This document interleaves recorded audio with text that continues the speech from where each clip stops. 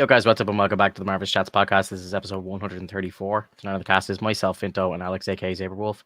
We're going to be going over some of the TV and movies that are coming out this month in June and any other new news in between. Without further ado, here we go. What's up, brother? How are Hey, you? dude. How you been? I'm good, man. I'm good. How are you? Not too bad. Not too bad. How was the week? Pretty busy. There's a lot of stuff going on at work, trying to create new things now. I don't remember if I think I talked about that last week, but I'm just trying to add new tasks onto my belt so that by the time reviews come around, I could be like, hey, I did all this stuff and hopefully get a good raise. Yeah, give me more money. Yeah. Yeah, happy days, happy days. I was off work this week, so I was like a full-time stay-at-home dad. My parents who do our childcare for us, they were what they're going to be away for this week, just gone, and next week as well. So between myself and herself, we've taken a week off each, and it's a bank holiday here tomorrow. So I ended up getting like I finished last Friday. I ended up getting like 10 days off in a row, which was really nice. Nice. Yeah, it was cool. It was cool. It was nice to kind of just spend some time with the little lady as well. Like, and because during the week normally I only get to see her for like an hour in the evenings before she goes to sleep and stuff. So Mm. like on in the working week I don't get to spend a lot of time with her. So it's mad, like, because obviously she's like 16 months old now, but I feel like we connected like more so now than we kind of ever have before, which is crazy. Um, That's really like good. yeah, like it's wild to think about it because like again, like I feel like I've known her forever now, but at the same time, it's like only this week, like like I noticed some changes in her where like she'll get like if she was like getting annoyed or something, or if she'd start to throw a little wobbler, like she'd come to me for kind of comfort, where she would Mhm. never do that before. She'd always go to my missus, like it would always be that way. Or like if she would look at cry, she'd be like she'd always go to her. She'd never pick me, like sort of thing. And now she's like coming over to me as well, which is cool. It's just something that's kind of new to me, like which is really cool. Um, but other than that, yeah, like it was a slow enough week. Well, sorry, like again, not too busy. Again, not a lot of new content out there either. I'm doing a Fox rewatch, kind of trying to hype myself up for the Deadpool and Wolverine movie next month, and that's been like epic. Like I gotta say, like again, I know like the X-Men movies, like a lot of them are great, but like rewatching them all like in kind of like a timeline order slash release order has just been like so refreshing.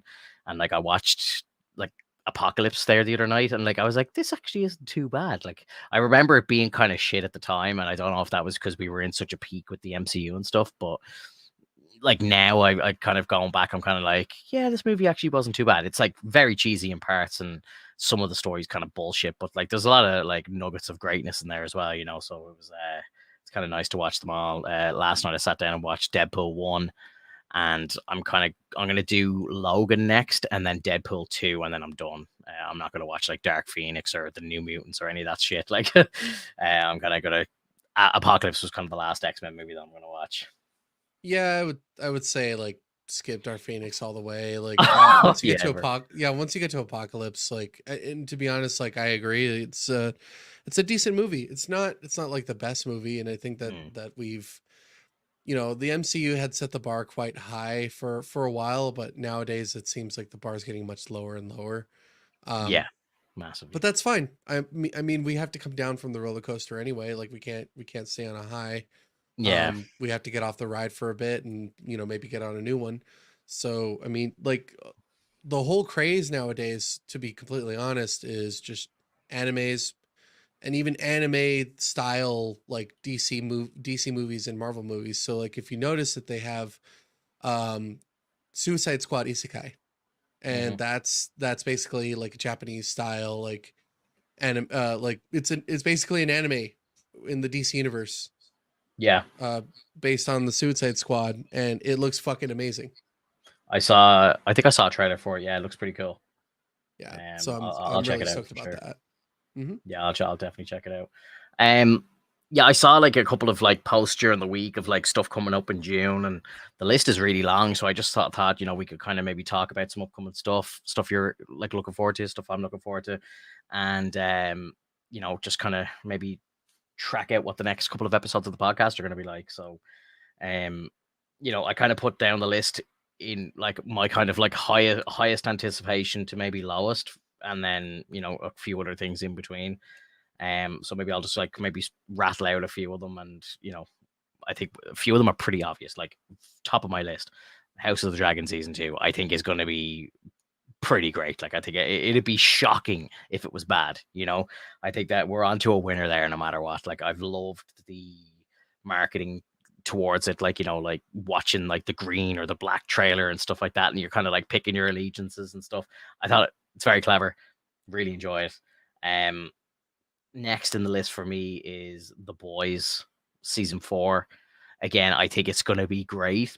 It might not be amazing, but I think it's going to be great. Some people kind of feel like the show's kind of decreasing in a bit of quality with season 3. I really enjoyed season 3. Again, I haven't rewatched it in a while.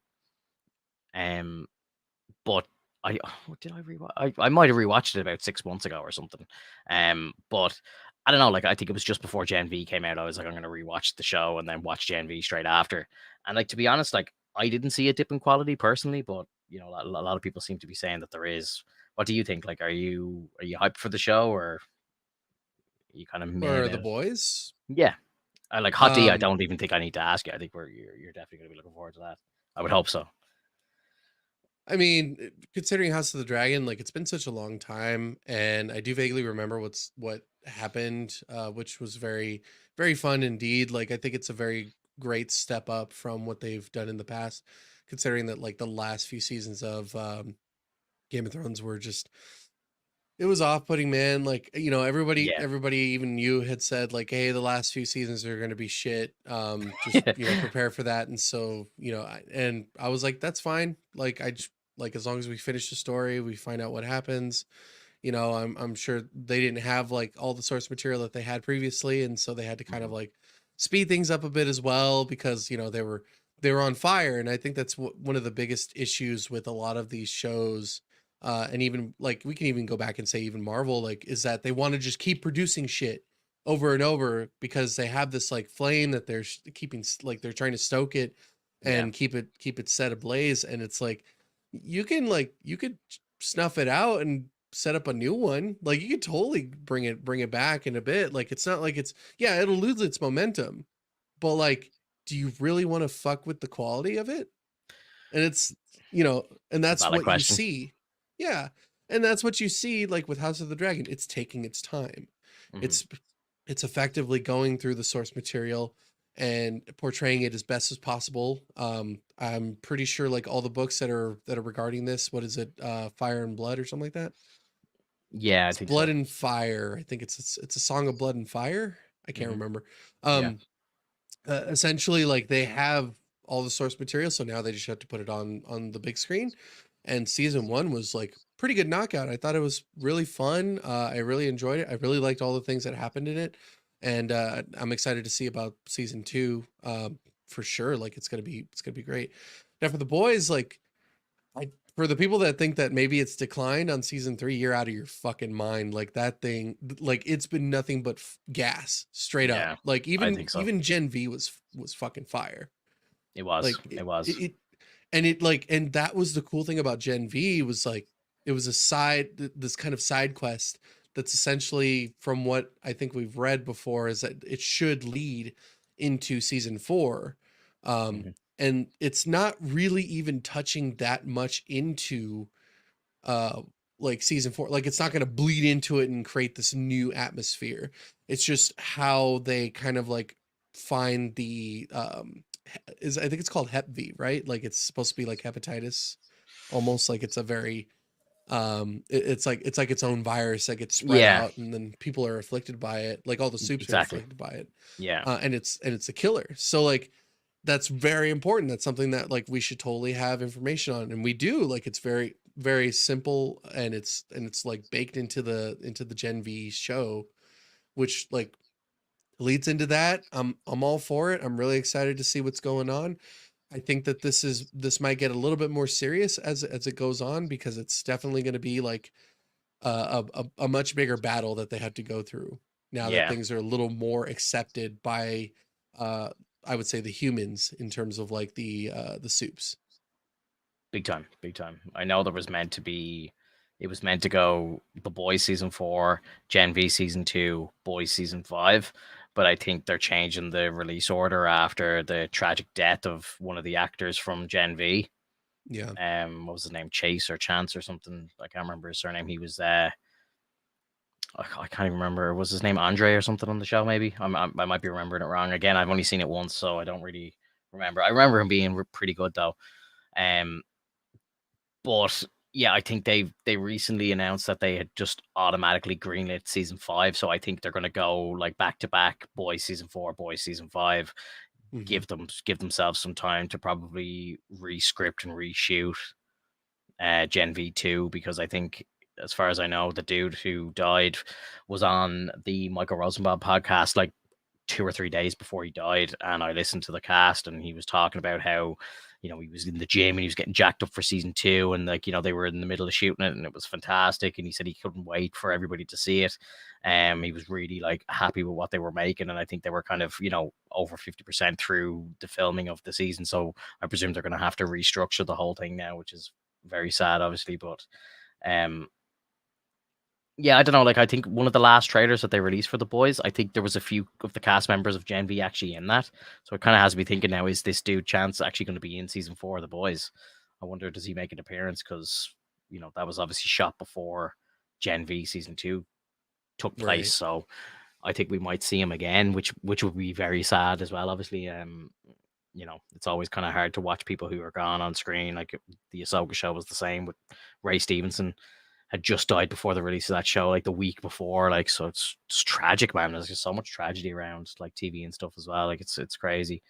Um, yeah, I don't know. Like, I'm excited for the show. Obviously, Jeffrey Dean Morgan's popping in. I don't really know. Like, I don't really know the character who he's playing, but um, always love seeing him around. He's a great actor, and obviously, if Jensen Ackles is in it, I don't know if he's actually going to be in this season or not, but it'd be cool to have the two of them on screen together again. Obviously, they have a past with Supernatural, which was the same creator created this show, Hmm. Eric Kripke. So, um, yeah, like I'd love seeing all them together. It's great. And the other guy from Supernatural, his show got cancelled there last week. He was doing like a CW show, like a Walker Texas Ranger show. I think they got to like season 4. CW just announced that they're going to be cancelled. So they had planned a 5th season, but I think this one that they're on now will be the last. So everyone now is like online, get them over to The Boys, get them over, complete the trifecta. You'll have all of them there, like all the You might Winchesters will as be over well. there. And like Kripke came out and just said, like, I am more than happy to have him over there, like, and I think he kind of known it was coming, because I was listening to a few interviews with him, and he was kind of like, look, I'm more than happy to go over to The Boys, but I need a couple of months to train, like, like to get jacked. Like, obviously, if he's going to be on a superhero show, so, which is cool. Like, I love hearing that, like that, actors want to get in shape and stuff like that. Like, it's great. Kind of just shows the commitment and passion for the role, Yeah. no matter Unless what the role might be. yeah, unless you're like the Blob, or if you're an actor Yeah. that plays like a mutant that's like Well, they go, transparent or something. yeah. Then you do it the opposite way. You pile on the pounds, like props to like Christian Bale. Like, he's always so up and down, and That's McConaughey used to nuts. Matthew McConaughey used to do it as well, but I think it Yeah. actually it fucked him up, so he's kind of stopped doing it. But yeah, Christian Bale, man, he's a freak of nature, for sure. Like, I don't know if you've ever seen it, but you can Google his transformations, and there's a great picture that I saw online. I can't find it now, but if I find it, I'll throw it in Discord. But it was like him in like 2005, 2006, 2007, 2008, and it's just like up, down, up, down, up, down, like just wild stuff, like going from like 120 pounds up to like 200 pounds of pure muscle, like just going down from like absolutely nothing to super jacked and back down again to be back up again. It was just wild, absolutely wild. Just the control that fella has over his body is just, it's something else. Right. And then the amount of doctors that probably observe him and make sure that he's going through the proper I would hope like so. transition. I would Yeah, hope because so. like maybe because it's possible that the reason why McConaughey like had such a difficult time is maybe he didn't really consult No, doctors. definitely not.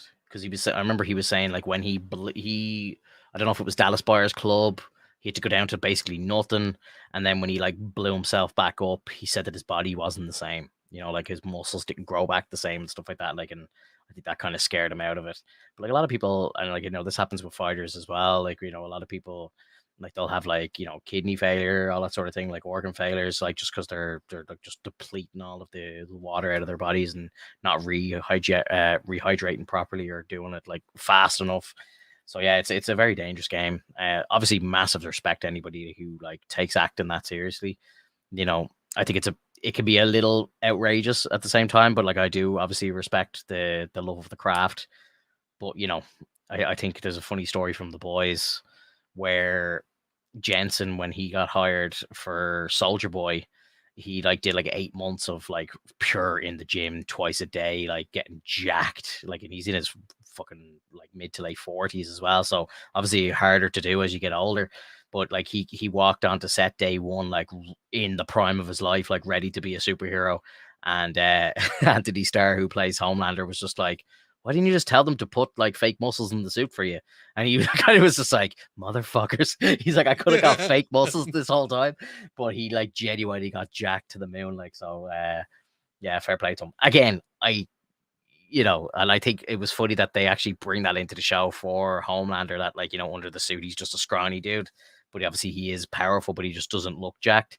I thought that was very cleverly done. And then like you can clearly see that there is fake muscles on that suit for him, like whereas the Soldier Boy suit, it is just Ackles, like, so it's pretty cool.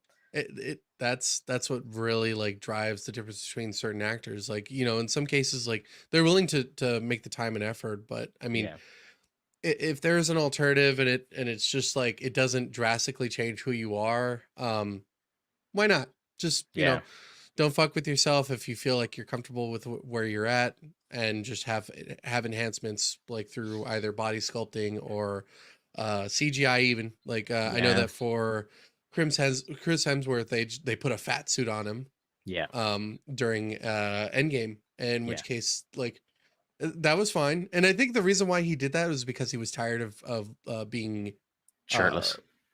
Yeah.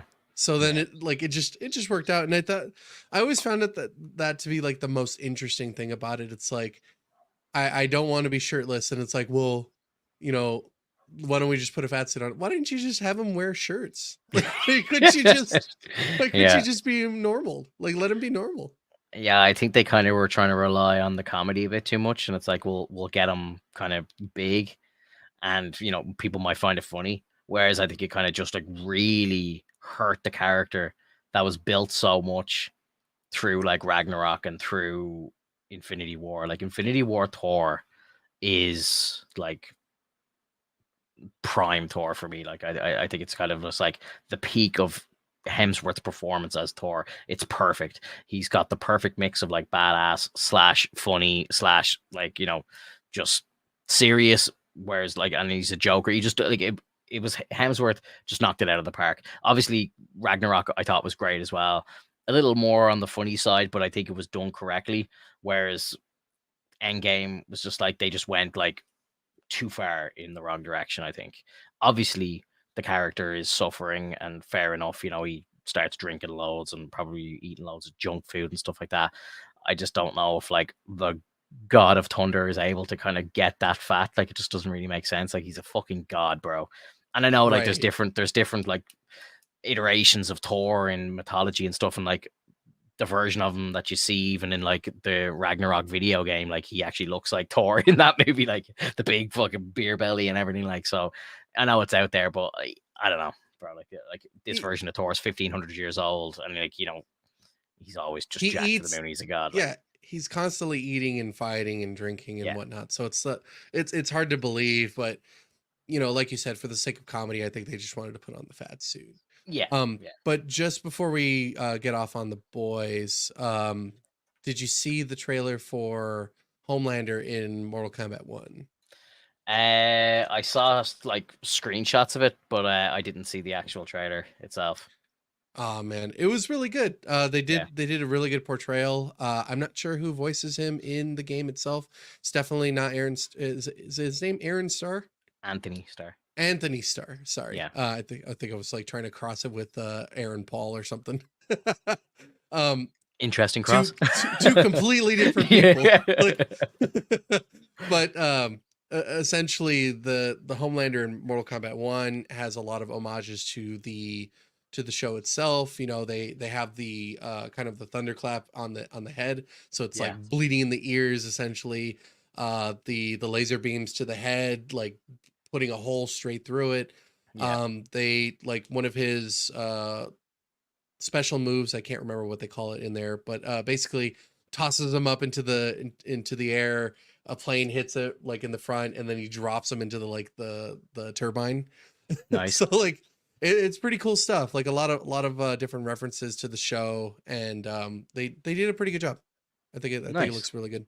Like the stills I saw, he's like shooting the laser beams out of his eyes and stuff. He looked very Superman, but yeah, it was cool. It was cool. Hmm. Shout out to everybody over on Twitch, by the way. We got Andre over there, Nova's there as well. I appreciate you guys hanging Nice. out. Um, you were gonna say something there, sorry. Oh, like there's one intro where he's drinking the milk. Oh, of course, yeah. I actually, when you bring up the milk and Anthony Starr, I saw something. There was like rumors going around that he was going to get cast in DC as Booster Gold, and he like addressed the rumors by saying like something like, if he's not like drinking milk, I'm not interested, sort of thing. Like, as in like I'm Homelander and nobody else, sort of thing. Right. I think if he's going to play anybody else in like DC, especially, I would love to see him as the Reverse Flash. Yeah, I would say he's better fitted as a villain at this Yeah, point, and I'm not yeah, trying to typecast him, but I don't see him as the type to be Booster Gold. I think that's like a bit more of a wackier kind of a vibe that you can put a like anybody else in.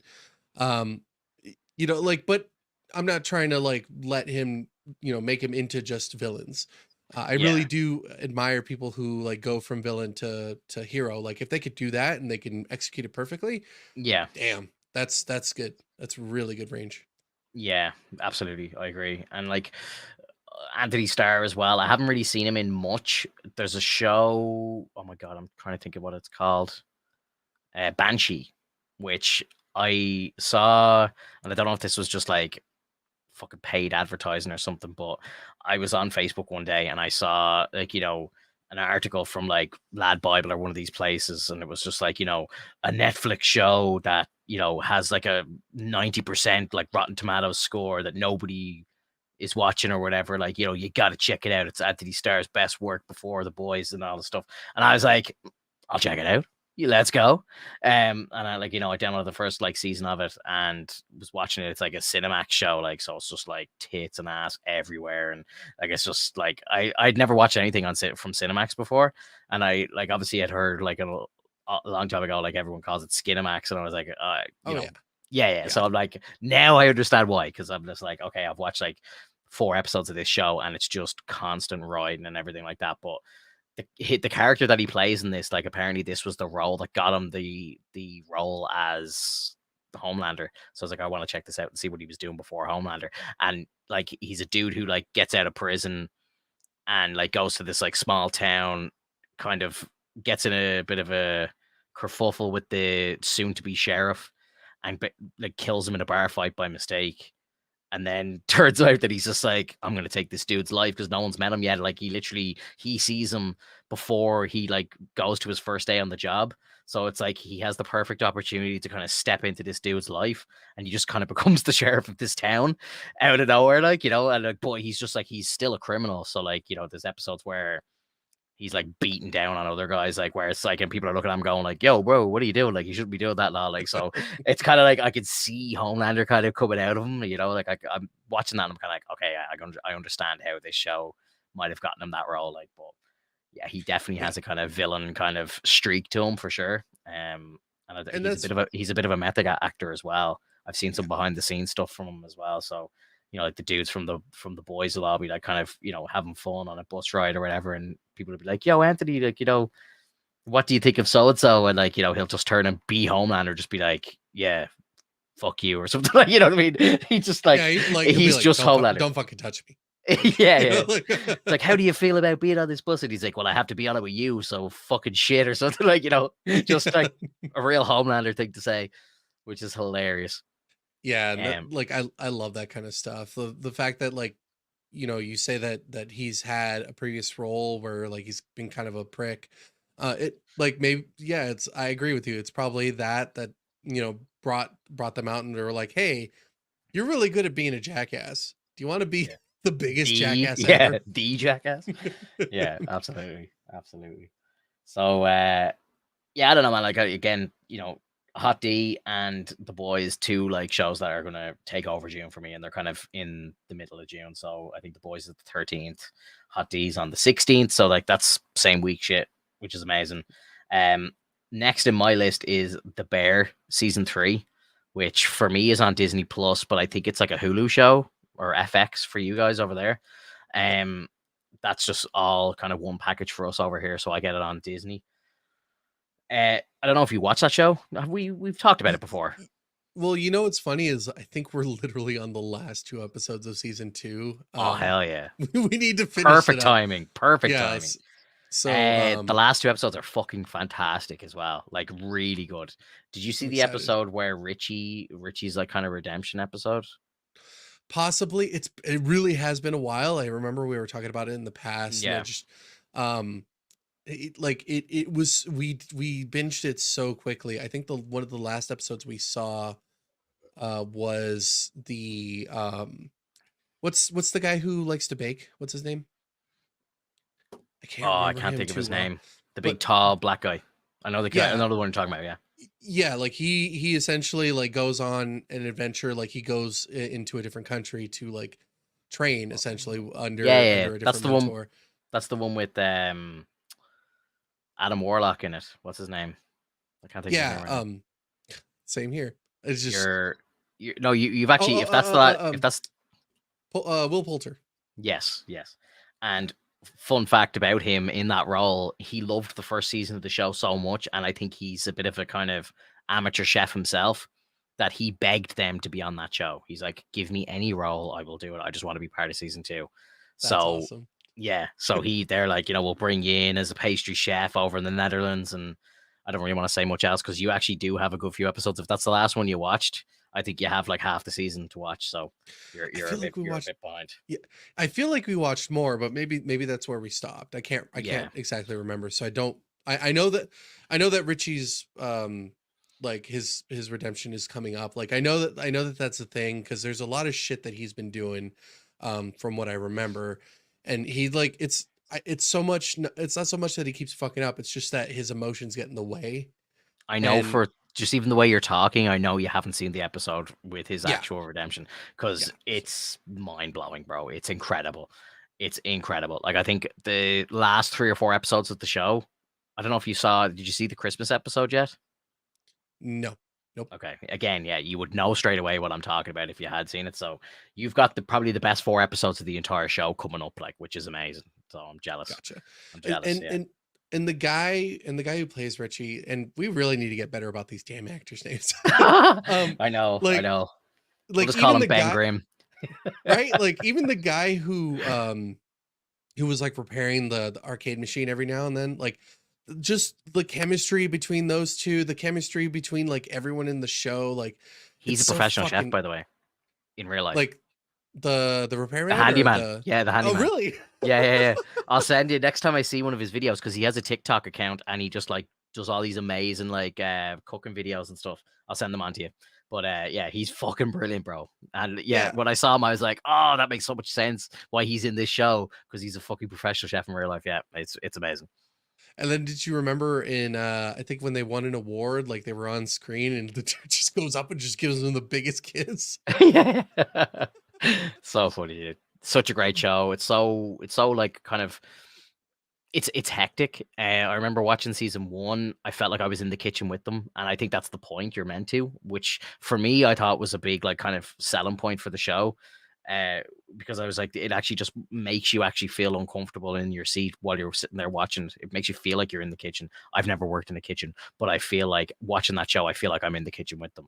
I have friends who either used to be chefs or dabble with it, and they've watched it and they're like, this is real shit. Like Max Luther has said, like, this show, it's so real. And like even like Hoffman, who used to be a host here as well, even talking about the Will Porter episode, he's like, that's even just the scene where they're sitting there cutting the bread. just talking to each other. He's like, this is the most real shit that you've ever seen on TV. Like, it's just like, that's for him, like, was, he just had days like that in work, and he's like, that just resonated with him so much. Like, and it's just so real. So Yeah, real, man. And I felt that straight away watching that show, and that's what appealed to me. But my parents hate the show. They can't watch it. Like, they're just like, and I'm like, you have to watch it. Season 2 is so incredible. And they won't watch it. And it frustrates me so much because they're just like, oh, I don't like this character. I hate Richie. They don't like the girl, the sous chef. And like, they're just like, there's too much screaming in it. They're also like Chicago and like fake Italian and all this stuff. I'm just like, you have to watch it though. It's so good. But they just won't watch it. It's not for them. But right. which is wild to me, like, because they're the only people that I've recommended it to that I know watch it, and they're the only people that I know that don't like it. Well, and that's the funny thing is like like during the first season, I literally thought that Richie was calling Carmine cousin because he was literally their cousin. It's just Yeah, because like I was like, wait a minute, what? they're all cousins. Yeah, everyone's cousins. Like yeah, so like, yeah, it's so but stupid. you know, it's a cool Yeah. atmosphere that you get from it, and I totally understand if some people don't understand like how it feels to be within a kitchen. Yeah. I technically do only when I was working at the hospitals. I was working in the in like in the back of the cafe. So I got to see a lot of the chefs and cooks like work together, and you can literally see the stress from their faces every now and then when they're like dealing with shit, when they have stuff that they need to do, when there's all these different ideas that they have and nobody's like trying to give them an opportunity. I've Yeah. seen that shit myself. Like, so I totally understand the feeling like that we see in both season 1 and season 2, like just this advancement that comes in. And then like we had a new chef that came in. We had a new sous chef. We had like a head chef that came in, like changed things around, redid things. We had new things on the menu, which made things a bit tougher. And then the cooks would be upset about that. It's like, it felt so like, I totally understand the liveliness of it. The funny thing too, is like the fact that, you know, they like, I had cooks too, that were also like during the time off, they would go and smoke weed. They would like get high. They would just do anything it takes to kind of bring them down from all the stress that they've been doing. Oh, like, I would not hold it against any of them. Like, you know, Yeah. absolutely not. Like, you know, like one of my best friends went into, like, straight out of school, went into working in a Michelin star restaurant. Again, like, had a passion for food like his whole life. Went in there, worked probably at like one of the highest levels that you can work at, pretty much off the bat. So like the definition of diving into the deep end. And after like a couple of months was like, I can't do this. You know, I'm talking to some of the chefs. They are miserable. Like, they hate their fucking jobs. They hate their lives. And he's like, you know, 17 years old. He's like, I just can't, this can't be my life. This can't be my career. And he went back to college, and, you know, now he just does something completely different. Like, but it's like, you know, I think it's a cool kind of story to have. You know, it's like, I was like a Michelin star chef or a sous chef or whatever for a couple of months, and, you know, kind of just realized early on that, no, I just can't do this, and went out, got out of it. Like, um, yeah, it's an insane job. And like, you know, I talk to Mex about it all the time. You know, me and Mex like are friends before streaming and stuff, and, you know, I've kind of known a lot of what he goes through as well. Like, and, you know, it's a tough job for any of these guys, and they put in crazy hours for not a lot of pay. You know, I think you need to, it's kind of like being a mechanic as well. You know, unless you own the garage, unless you own the restaurant, like, there's not a massive amount of money in it. So you're putting in crazy amount of hours and effort for what is really just a passion, because it's not financially viable, like, in a lot of cases. Like, again, unless like maybe if you're a head chef or a sous chef or something, like in a really big restaurant getting big money, it's rare. It's rare. So, you know, massive Right. respect to any of these guys that do this stuff, this work, like, because again, it has to be done. People have to do Yeah. it. You know, we need to eat. So Yeah. and yeah, it's rough. Eating. And the funniest thing is, like, I know that sounds kind of like weird to say. Maybe it's not weird. Eating is an art form. It's the weirdest thing, man. Like like having something on the plate looking not only delicious but like pretty. Mm, Like that's huge for like these top chefs. It's like yeah, they need it to look so good that you don't want to eat it, but you know you're going to. yeah, Uh, and shit like that is why like you'll see like these little fillets or something with like a little drizzle on the side, like a yeah. little dollop of mashed potatoes, $100. Like what? I know. It's to be honest, it's it's kind of funny because like I love the show, and I think it's just I love the struggle of them like basically being like a sandwich shop, and you know Carmy comes in and it's like, the Michelin star chef, the superstar, and he's like, I want to turn this into a real restaurant. And, then it kind of jumps in. And I presume season three, I know nothing about season three, but I presume season three is going to be them probably chasing their first star. It would make the most sense. Yeah. And it'll be interesting to watch it. But like, I don't have any desire to go to a star restaurant myself. Oh, It's I just do. like, for me personally, I like for me, I'd love to just go to a nice steakhouse or like a nice like I went to like Gordon Ramsay's burger place in Vegas when I was there. Like it was the best burger I've ever eaten. Like to me, that's fine dining for me. I don't like going to these restaurants where it's like all the artsy fartsy stuff on the plate and like there's fuck all food, but you're paying for like a design and stuff, and it's just not really me. Like I like any day of the week. Like there's a couple of steakhouses in the city here, like which me and my girlfriend would go to on our anniversaries and stuff like that, our birthdays sometimes. And to me, that is like peak like food for me, like because it's like just a beautiful like best steak you can get, some like nice sides, some drinks, a nice dessert. Like that's it for me. Like, just give me a big fucking piece of steak on a plate, some like, chips on the side, some peppercorn sauce, all that sort of stuff. Like that's me, sort of like I'm in my element there. Like, but I The wouldn't be into like scallops and fucking Oh man, scallop. all that Like sort. don't even talk to me about scallops. Like the first time I ever had scallops, I was like, I don't know, man, this looks kind of weird. And I Yeah, had a bite with my girlfriend and it's just like, God, why have I skipped these out? Like these are so good. Like it's yeah, just when you get good scallops, and I'm not gonna like go into this, it's amazing. Like when you get like a good pizza, it's amazing. So like Mex brought me a pizza from like his place. Like so he's at this one restaurant which also apparently bought a pizza place right next to it. And now it's like nice. they're Is managing is both. he making pies? I don't know. I don't remember which side he's a part of. I can't remember if he's been flip-flopping or whatnot. Yeah, But like he essentially brought me a pizza that like he was like, "Hey man, just want you to try this." And it was just a pepperoni pizza with extra pepperoni, extra cheese, and light on the sauce. And it was like a bit of a thin crust with like it's just really nice, well done. hmm, I got to tell you, man, like when you go to a restaurant for pizza, yeah, it's hit or miss, but they are a hit. That's a hit because nice. like I can taste the cheese, the pepperonis are fucking great. It's greasy as fuck, and that's how you kind of know it's like good pizza. That's Like, pepperoni for you, bro. yeah, Pepperoni is like it's such a staple of pizza, I think, but it's not a topping I usually put on pizza too often myself if I'm making up my own pizza because again, it gets very greasy and the unless you're getting like a kind of thicker base, like if you go like a kind of metropolitan style pizza that's like a super thin crust, and if you put pepperoni on that pizza, it's going to be impossible for you. It's a knife and fork job nearly because you go to lift that pizza up, it's just going to flop, it's going to fall apart like so, yeah. and then like half your cheese is falling off the slice, the sauce is everywhere. I'm just like, this is annoying. Like I just want to fucking eat a solid piece of pizza. So that for that reason, I wouldn't really go for pepperoni too often. This is hilarious, by the way, like that we're just talking about food for so long, which No, I've no problem. it's I've no good problem stuff, with. dude. It's not a topic we usually talk about. So if anyone's tuning in for the first time, we're not like a food podcast at all, but But we could be. we're talking about we easily could be, but we're talking about the bear, so the bear's food. So here we are. Yeah. But yeah, like, oh, bro, like nothing beats a good pizza. Honestly, like it really is. Like, even when I was in Rome, and I was like, I'm in the home of pizza here. Like, I want to get some pizzas. Like, and we dabbled around a good bit. Like, and it's phenomenal. Like when you find a great pizza, there's nothing better. There's a couple of takeaway spots here in Dublin that I'll order from, and every time it's a hit.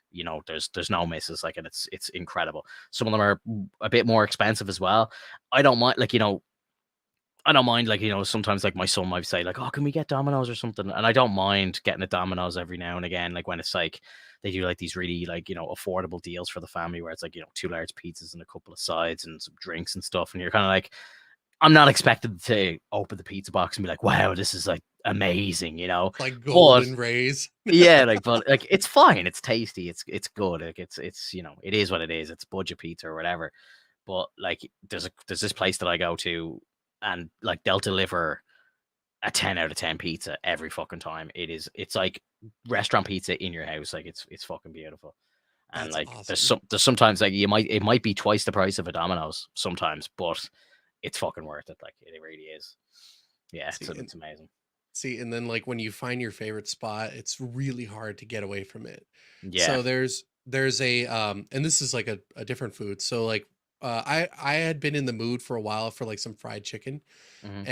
And I for me I personally I don't like bone in or traditional, and I Yeah. know a lot of people are like blasphemers. That's where you get all the like the Yeah, flavors and flavors whatnot. is yeah. And I totally get that. I 100% like if you hand me a plate of bone in chicken, I'll eat it. Like I'm not opposed to it. But Yeah. like you hand me a plate of chicken strips, I'm all for it. Like you don't have to get me anymore. I'm the same, bro. They do. I don't know if they do this over there for you guys, but like usually places like, and again, this pizza place that I went to, it's called Woodfire and Wings. That's the name of the restaurant. And shout out to the boys, sponsor please. But like genuinely, they do like Woodfire pizzas, incredible, and then they do like wings. They do both like bone in and bone out. They do boneless wings, and the boneless wings are fucking immense. They are incredible. You get a little box of them. I'm fucking like salivating talking about this. Like it's awful. It's fucking it's 11 o'clock at night for me. I'm gonna be going to bed hungry. But yeah, like they'll do like a box and you get like a fucking like kind of Texas barbecue, like drenched like boneless wings, like a box of them and a pizza. Like, oh man, what a meal. What a Mhm. meal. But I'm the same, bro. I don't like boning at all. Like even if I was to go to like KFC, I'd get a boneless box. I just wouldn't. I'd That's what never. I prefer. Yeah, Yeah. I think this might be like an outrageous thing to say, but if you were to order like a plate of wings in a restaurant or something, and I do sometimes, if there's like not a starter that I'm really into, but there's like some wings as a starter, I'll jump on the wing bandwagon like and get some wings, like barbecue wings or fucking buffalo or whatever.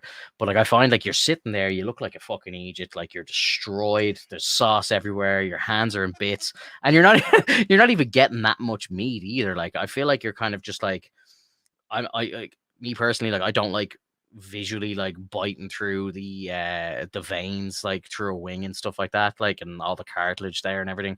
I know some people like strip them to the bone, like, but for me, like I'm like trying to pick the meat out and I'm like trying to not like get a lot of cartilage in my mouth and fucking like biting through the veins and all. It kind of makes me sick a bit, like. So I'm like, oh, there's one or two restaurants where the wings are so good that I could ignore that, but if I have the option to go for boneless, I'm going boneless every time. Yeah. Give I me a agree. fork, give me a fork of drenched boneless bite. You can nearly eat them in one, and they're just amazing. There's no Do, mess, no fuss, just all meat. Give it to me. do you know anybody that actually like eats the marrow as well? Like they just eat like Yeah, break apart the bones and yeah, like suck out the marrow and whatnot. dude. That's fucking There's crazy. there's a fucking technique to it where you can like pop the bone in a certain way, and it just like literally will pull the bone straight out, and you're just left with everything else, and you can just dunk them in one. I'm trying to think. I'm trying to think who does it. Oh, again, if I see it next time I'm talking about it, my phone's listening. My phone's listening. So TikTok's gonna be full of this shit now for next time I boot it up. So, and if I see them, I'll pass it on to you.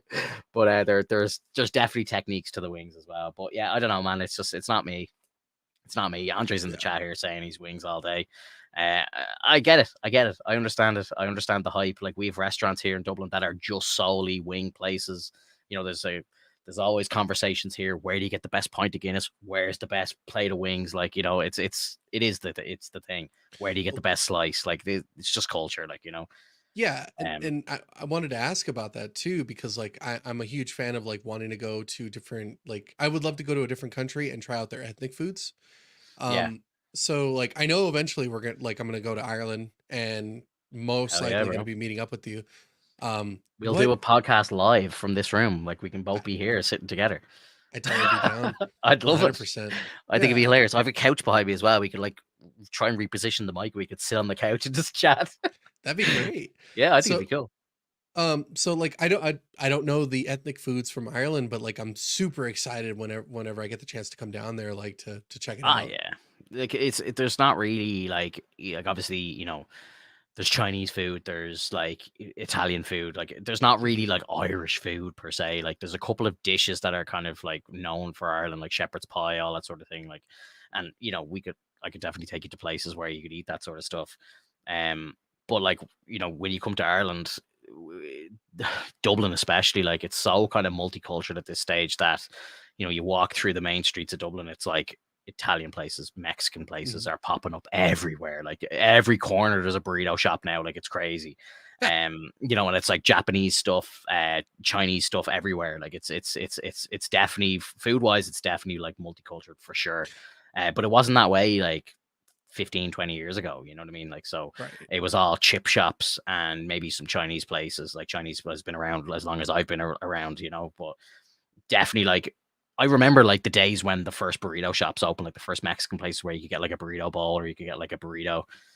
Like they didn't exist here. You know what I mean? Like, and it was kind of like Chipotle style, a couple of different like brands, like a Chipotle style shop kind of popped up around here and they just became massive hits around lunchtime. So they try and open them up around like the big office block places in town and stuff. And then like there'd be queues out the door every day, everyone getting a burrito for lunch. Like, so, yeah, Y- that's it. yeah, like yeah, when you mentioned Domino's, I was like, I totally Let's go, forgot. dude. Like it doesn't matter if we're in the US or outside of the Oh US. yeah, dude. There's a Um, fucking Domino's or a Pizza Hut or like a McDonald's like everywhere. It's I'm all over the pretty place now. sure I don't quote me on this, but I'm almost certain that my local Domino's was at one point, I think around 2010, maybe 28, or sorry, 2008, 2010, in around that time. My local Domino's, I believe, was one of, if not the busiest Domino's in the world. Wow. Yeah. Oh Like man. literally everyone was getting Domino's from this place, and they had because one of my best friends, his little sister was working in the Domino's, and on a Friday night they would hire in like 5 or 6 girls to answer the phones. There'd be so many phone calls. This was like before like online ordering and stuff. So like literally they'd have like a desk lined up with phones, like landline phones, and then the phones would just be ringing all like a call center. They'd just be ring, ring, ring, ring, and they'd be like, "Hello, Domino's Pizza," and like I'd go there sometimes, like because I used to go out with a girl who lived close to it, so sometimes we'd go and get one and then go back to her house or whatever. But like I'd be standing in there sometimes, like talking to my friend's sister and stuff. And like she'd be like, "Oh, one second." She'd be like, "Hello, Domino's Pizza. Would you mind holding?" And she put it down, and like literally before she places that one down, another one's ringing, and it's like, "Hello, Domino's Pizza. Would you mind place you on hold for a sec?" And like she would literally answer 3 or 4 phones at Oh, once, take the Jesus. orders, hang up, and there was like 50, like no joke, they had employed like 56 drivers for delivery. What the hell? Yeah, bro, it was My insane. They were God. they, they were making like 100 pizzas an hour at one point. Like it was like just fucking like manic, like absolute insanity. Jesus. But they they do things like where it was like, I don't know if they do this over with you guys, but it was like if you like say they do like 4 large pizzas for $40, or like they do all these crazy meal deals where it was like there was ones where it was like spend over €40 and get your meal your bill halved. So like people would just order more food to get the half off. So Right. like you'd like, oh, I want to get a pizza, and then it's like, well, let's get like cookies and let's get like wings and shit and loads of like cans of drink and stuff, and then we'll get all the food for 20 quid. And then like if you and like 4 of the guys in the house like are watching some sport or something, it's like $5 fucking each. Like Yeah, it's that's not bad at hilarious, all. and you're getting a mountain of food it's doing you the next day as well. It's so funny, like so. Yeah, so yeah, one of the busiest, if not the busiest, Domino's in the world. I must look up and just get like maybe it was in Europe, but it was definitely like my little one. It's like the tiniest little shop. Like there's no seated area. It's just you walk in, order pizzas and go, or you like ring up or do it online now. Like it's literally Yeah. just it's a pizza making factory basically. Like there's no, it's not a restaurant at all. Like so, it's just fucking insane, bro. They It's must have been insane. sweating bullets. They were like, "We should have gotten a bigger place." Yeah, no, I'd say the dudes who like ran the place, like, because again, they have like all the ovens are set up on like conveyor belts. So like, I'm sure you've probably seen this before, like, but they literally just like they'll make up all the pizzas and then just throw it onto the thing. They don't have to worry about like in and out times and time and pizzas because it's all just done on a conveyor belt. So like they're just firing onto the conveyor belt all the time. Boom, boom, boom, pizza, Nice. pizza, pizza, pizza. And it's just Nice. like box, box, box. And out they go. Like they used to have like stack up the boxes from the floor up, and like you'd see them all like they'd have them in like the large, like the 12-inch, like 16, whatever, like, and they'd be just flying through the boxes, man. It used to be just crazy to watch. Like it was, Man, insane. And like, yeah, again, like anybody who was working in that kitchen, fair play to you, because they'd be on minimum wage, I'm sure, but that'd be 10 hours where you are working your fucking ass off, like, you know. So Yeah. yeah, massive props to these people. Fuck yeah.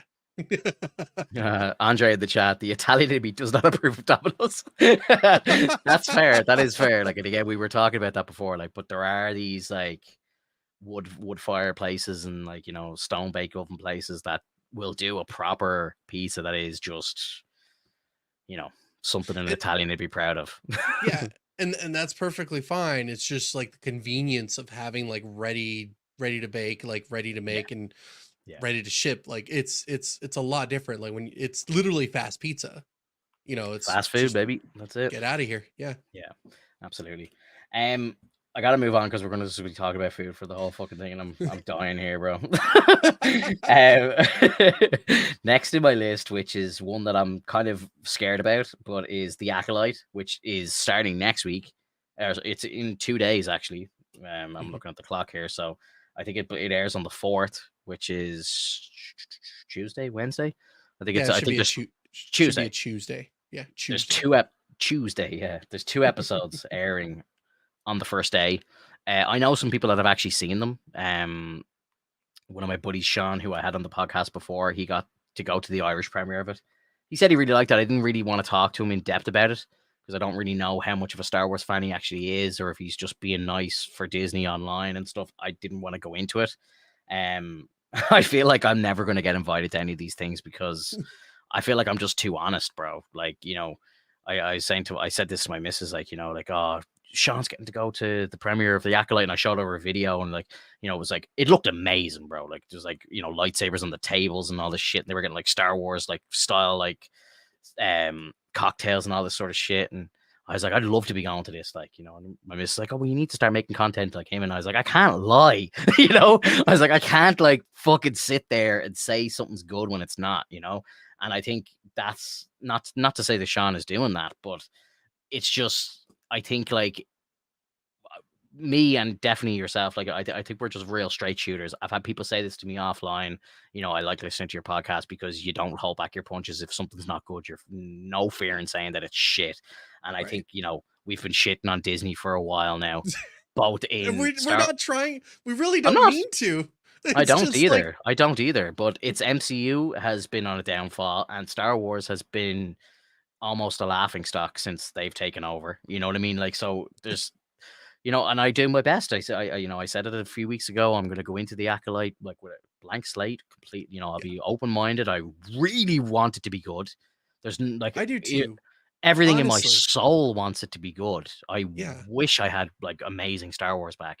You know, I feel like the last amazing Star Wars that we saw was Mandalorian season 2, and like even that fell off. You know what I mean? So it's like Yeah. it's just so hard, bro.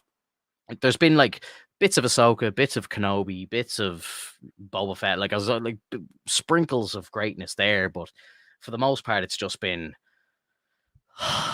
here we go again. You know, like it's rough, bro. Like it is, it's rough, and I feel like if you get it like an invite to these things, I think it's kind of like, you know, it's kind of somewhat agreed upon that you've got to say like, you know, it was amazing and I can't wait for everybody to check it out. You know, I got to see the first 4 episodes early, and you know, it's everything Star Wars fans want it to be and all this stuff. Like, and I was just, I would hate to have to go to one of those things and then like, you know, to be like, thanks so much Disney for sending me to that. Oh, by the way, this show's fucking bullshit and you're shitting all over George Lucas's legacy and all this stuff. Like, you know, like it's just, you know, I was watching I was watching a YouTube video of like one of the Star Wars like creators who got to go to Lucasfilm and was sitting down with the creator of the show talking about it, like at a big round table with a bunch of YouTubers and stuff.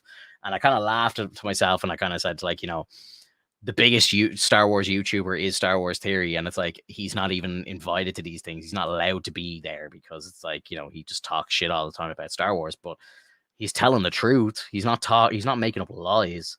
He's just giving a different perspective to what they want to hear and what they want to push. And it's like everyone that Right. gets invited to the round table are all the people saying this is the best show ever, you know, it's amazing, you know, and it's like it kind of feels like they're pushing an agenda to try and like get YouTube communities to feel a certain way about a show before it even comes out. Like, and that's very prevalent to everybody who seems to have gotten an invite to this. Like if you go through all of the reviews on YouTube or on Twitter and everything, like there's like random people with very little following getting like invites to to watch the first 4 episodes, and they're shills, man. Like they are like there's no two ways Yeah. about it. They're They're, sitting there they're saying this is the best thing ever and all this stuff, and it's like there's no way. I'm sorry, like I'm like yeah. even just from what I've seen, and there's an interview going around. I don't know if you saw the clip from this week where one of the actors on the show was saying like that it was Darth Vader who blew up the Death Star, Yeah, like I and saw like that.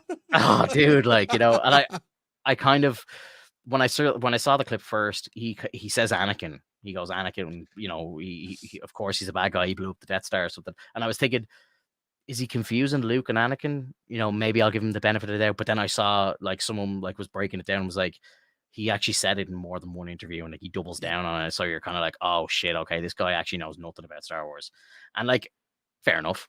Whatever. If you don't have to be a fan, you're an actor. I suppose you're there to read your lines and put on a performance. You're a walking, talking prop, basically. But I think, and this is only me personally, but I don't like whatever. If I was an actor and I got hired into any sort of franchise, I'm doing my fucking homework. You know what I Yep. mean? You have to. I 100%. feel like you have to, especially like if you're coming into a movie that's a one and done, whatever, or you're in at the start, Hunger Games or whatever. You think maybe it's only going to be one movie. Who the fuck cares? I'm not going to read a book. Whatever. It's fine. That's fair enough. But if you're coming into Star Wars, which has been around for 45, 46, 47 years or whatever it is now, you know what I mean? Watch the fucking movies. Understand who it is that you're talking about when you're doing interviews, because you're going to look like a fucking idiot. Like if you're talking about Anakin Skywalker blowing up the Death Star. Like if I was the person interviewing him, if he said this on our podcast, like I would have to stop him and say, I'm sorry, do you mean Luke, or are you actually getting that mixed up? I would call him out. I'd have to. Yeah. You would And then have to, bro. And then like then you if he get pulled goes, into oh the sorry, office. yeah. No, but like if he turned around, that it was like, oh, and laughed it off, or was like, oh shit, sorry, yeah, no, I sorry, I didn't, I meant Luke or whatever. I'd Yeah. give him the chance to maybe kind of try and correct himself, or if he didn't know, I'd just be like, okay, that's fine. It's not it's Luke who blew it up, not Anakin, and kind of just like try and teach him something, maybe. I don't know, but yeah, it's just it is, as Andre says, like you don't disrespect the culture, like, and I don't know if he's doing it intentionally, but he is disrespecting the lore of Star Wars by saying something like that. Maybe he's not doing it intentionally, but it's a real kind of unprofessional uh attitude to take, or mentality, or even like they're putting these people out to promote the show, the actors of the show. And if you have like one of the main actors in your upcoming show that you've spent 190 million of Lucasfilm's money producing and making, and the dude doesn't even know who Anakin Skywalker is, like it's kind of like maybe he shouldn't be the one doing the interviews, like like, as bad that might sound bad, but you know what I mean. Like if I don't know something in my job, I'm not going to be put forward to be a presenter talking about a topic which I know nothing about. Or like, if I'm getting just freshly pulled into a project and I know nothing about it, I'm not talking on the fucking Teams calls. You know what I mean? Like I'm sitting there, I'm chilling. You know what I mean? Like it's like this is 101, I just don't understand it. And Yeah, it's a lot like when you see Henry Cavill. Like Henry Cavill was super into The Witcher, and understood the lore behind it. I'm pretty sure, like even if he didn't understand it, he probably played the games at least for a little bit, just to understand who Geralt was. Maybe he read some of the books oh according bro, to it as no. well, and like, He was quoting pages from the books. Like he was oh, like they were going through scenes, and Henry apparently would call cut, and he'd be like, well, on page 56 of whatever book, Siri actually says this, maybe we should do this and all. And that's one of the reasons why he fell off the show, was because they weren't respecting the material, and they were kind of nearly pissed off with Henry because he was trying to change everything to make it accurate to the source material. But they were just like, look, we've written our own scripts, let's just do it our way. And that was what caused it, because again, I watched an interview with the girl who played Siri, and she said that Henry would literally quote pages from the books, he would quote scenes from the games and say, this is what we need to do here, blah blah blah. And they were like, no. yep. It's wild. It's wild, dude. And now that we're coming into the next season with Liam Hemsworth, like a lot of people are just disgusted with it. And I'm not saying like don't give him, and I'm not saying don't give him a chance, but it's really hard for people to believe that the series is going to continue and be good, if like all you did was snuff out the person who was so passionate about it. Yeah. Like it's such a big middle finger to like the fans. Like yes, there's books and whatnot. So like when you look at Game of Thrones, like when they were going through the books, and yes, they changed quite a few things here and there, but it benefited the show because they were still going through the source material and like effectively working around it or working through it.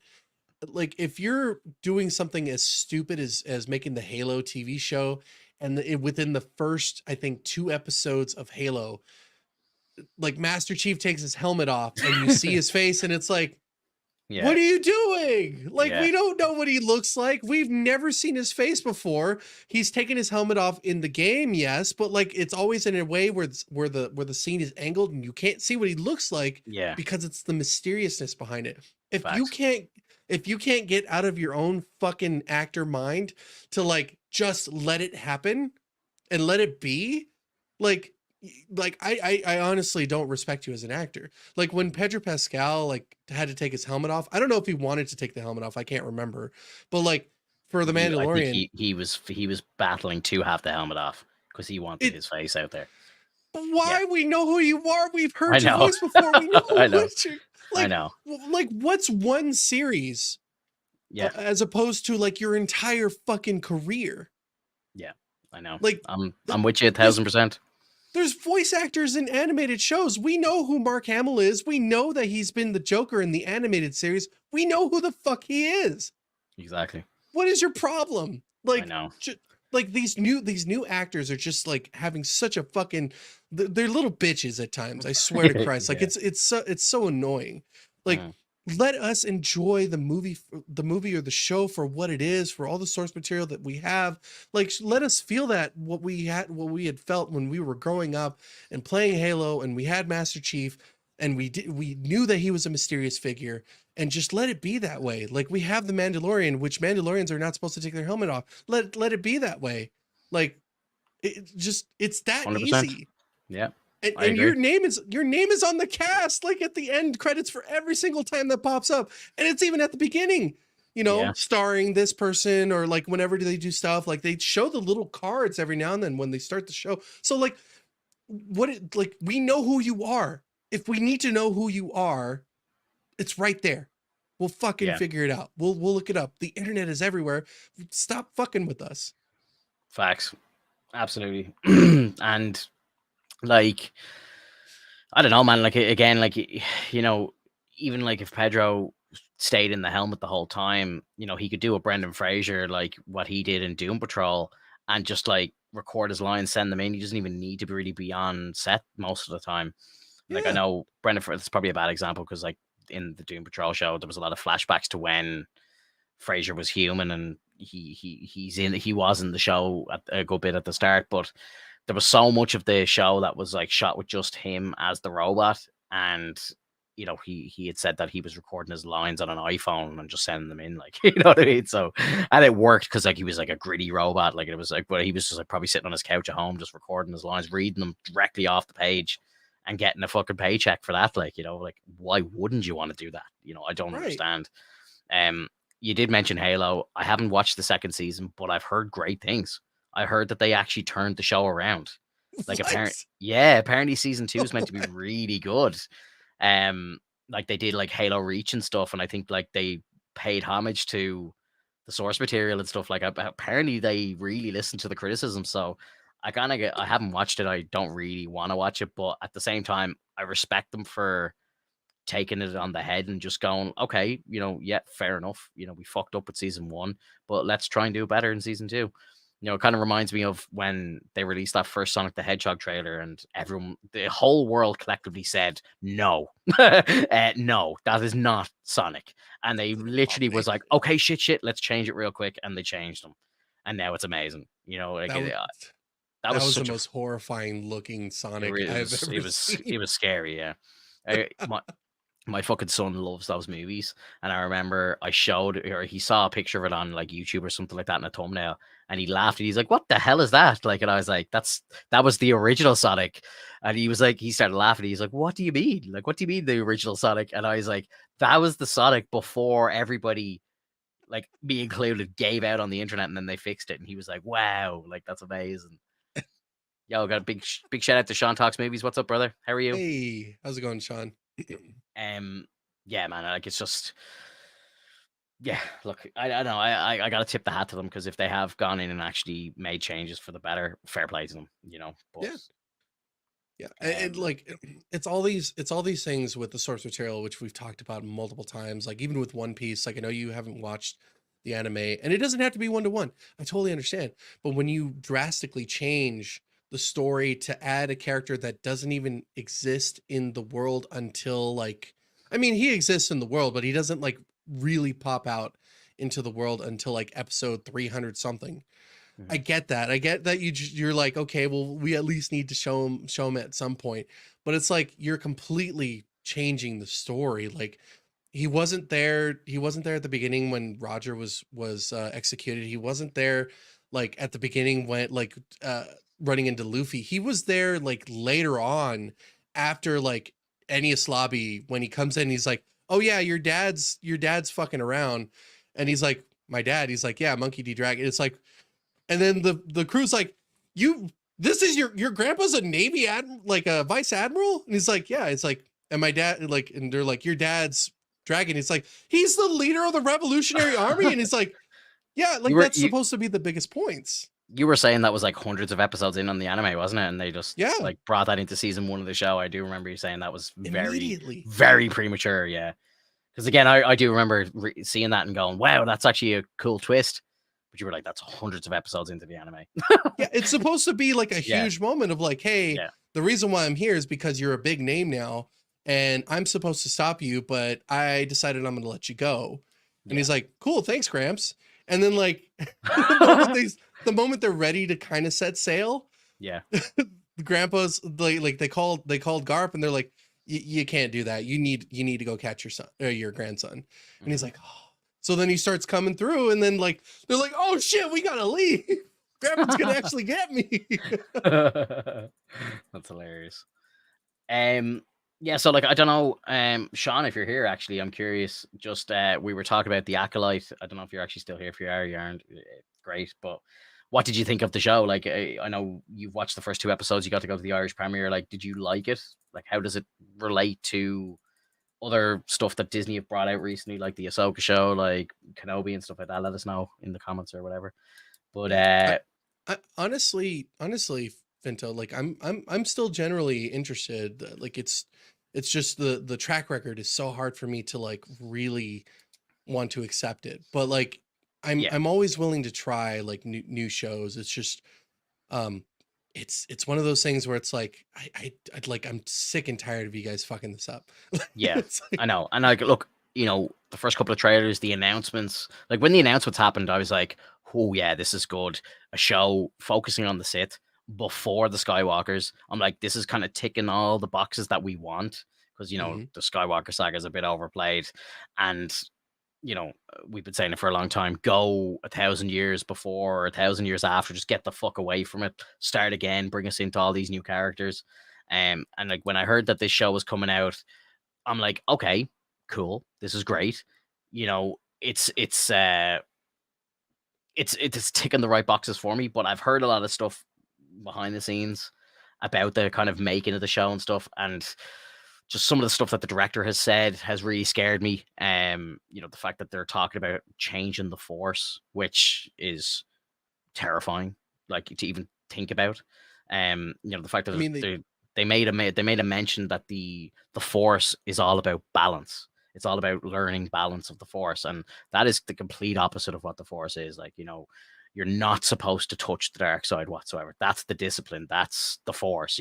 If you're a Jedi, you don't touch the dark side whatsoever, because it can corrupt you and then you become evil. That's been Star Wars forever. And now they're talking about, like, well, the perfect balance is like in the middle, like yoga or whatever. And I'm like, no, that's not Star Wars. Like, that shit fucking scares me when I hear that, because I'm like, Don't go ruining the core fucking basics of the show. The show is built on the Force. You can't change the Force. I'm sorry. Like, Right. And but like if you were to go through like the extended universe books, yeah, it does showcase that like learning both sides can have a positive outcome, but it's just so difficult to get out of the worst of the two, which is the dark side. Like yeah, it's not saying being on the light side is like absolute, it's perfect and whatnot. That's kind of like being a bit more of like a like the Templars or something. Like being something is very so devout to it can also be damaging to oneself, just like what they did with the Jedi temples and the council, in yeah, which case they never caught Palpatine because they were so caught up in their own, ritualistic ideals. It just never occurred to them that they would think like that there would be a Sith hiding underneath, because yeah, they grew to such an immense size, and that was, in my opinion, the whole point of Anakin, was to restore the balance by basically getting everything down, boiled down to maybe only a few Jedi and only a few Sith. yeah, yeah. And like, yeah, like they talk about balance in the Force, and technically, when Lucas originally wrote it, that was the story. Like, like the Jedi were pretty much wiped out until it was 2v2, pretty much, and then Yep. Luke came along and so on. But I don't know, man. It's tough for me to kind of take the Force that way, like where it's like, like you should be dipping into the dark side and be able to control yourself and stuff. Like that was kind of when they originally made the character of Mace Windu. That was the reason why he had the purple lightsaber, was because he could dip into the dark side, dip the toe in, and it wouldn't affect him. And that was what made him one of the most powerful Jedi, was because he was able to actually dabble in it, but not let it take him over. And that was why he was kind of like the anti Anakin, if that makes Mhm. sense.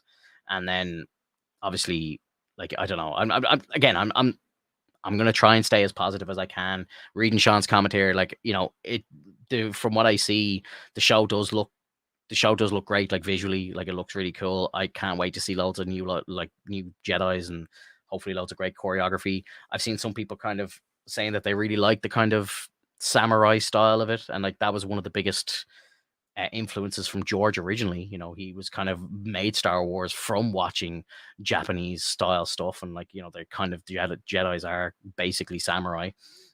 So it makes sense that there would be like kind of martial arts in Star Wars. That kind of makes sense. Some people hate that, from what I've seen, but that doesn't really bother me. I've seen I've seen a lot of people calling it like the Matrix Star Wars, kind of like, because like obviously Carrie Ann Moss is in it, and all the fight scenes look like they're straight out of the Matrix. I don't That doesn't bother me personally. I'm not gonna let that skew my viewing of the show. But it's when I hear stuff like them changing the Force, or if they go as far, and this has been my biggest fear, obviously, in the show, but you know, it seems like in one of the trailers that a big group of the Jedi's see a Sith, and they seem to fight a Sith. Now, that is potentially canon breaking, because in episode one, the Jedi Council say that they haven't experienced a Sith in a millennium. They think that the Sith are dead. They've been dead for 1,000 years.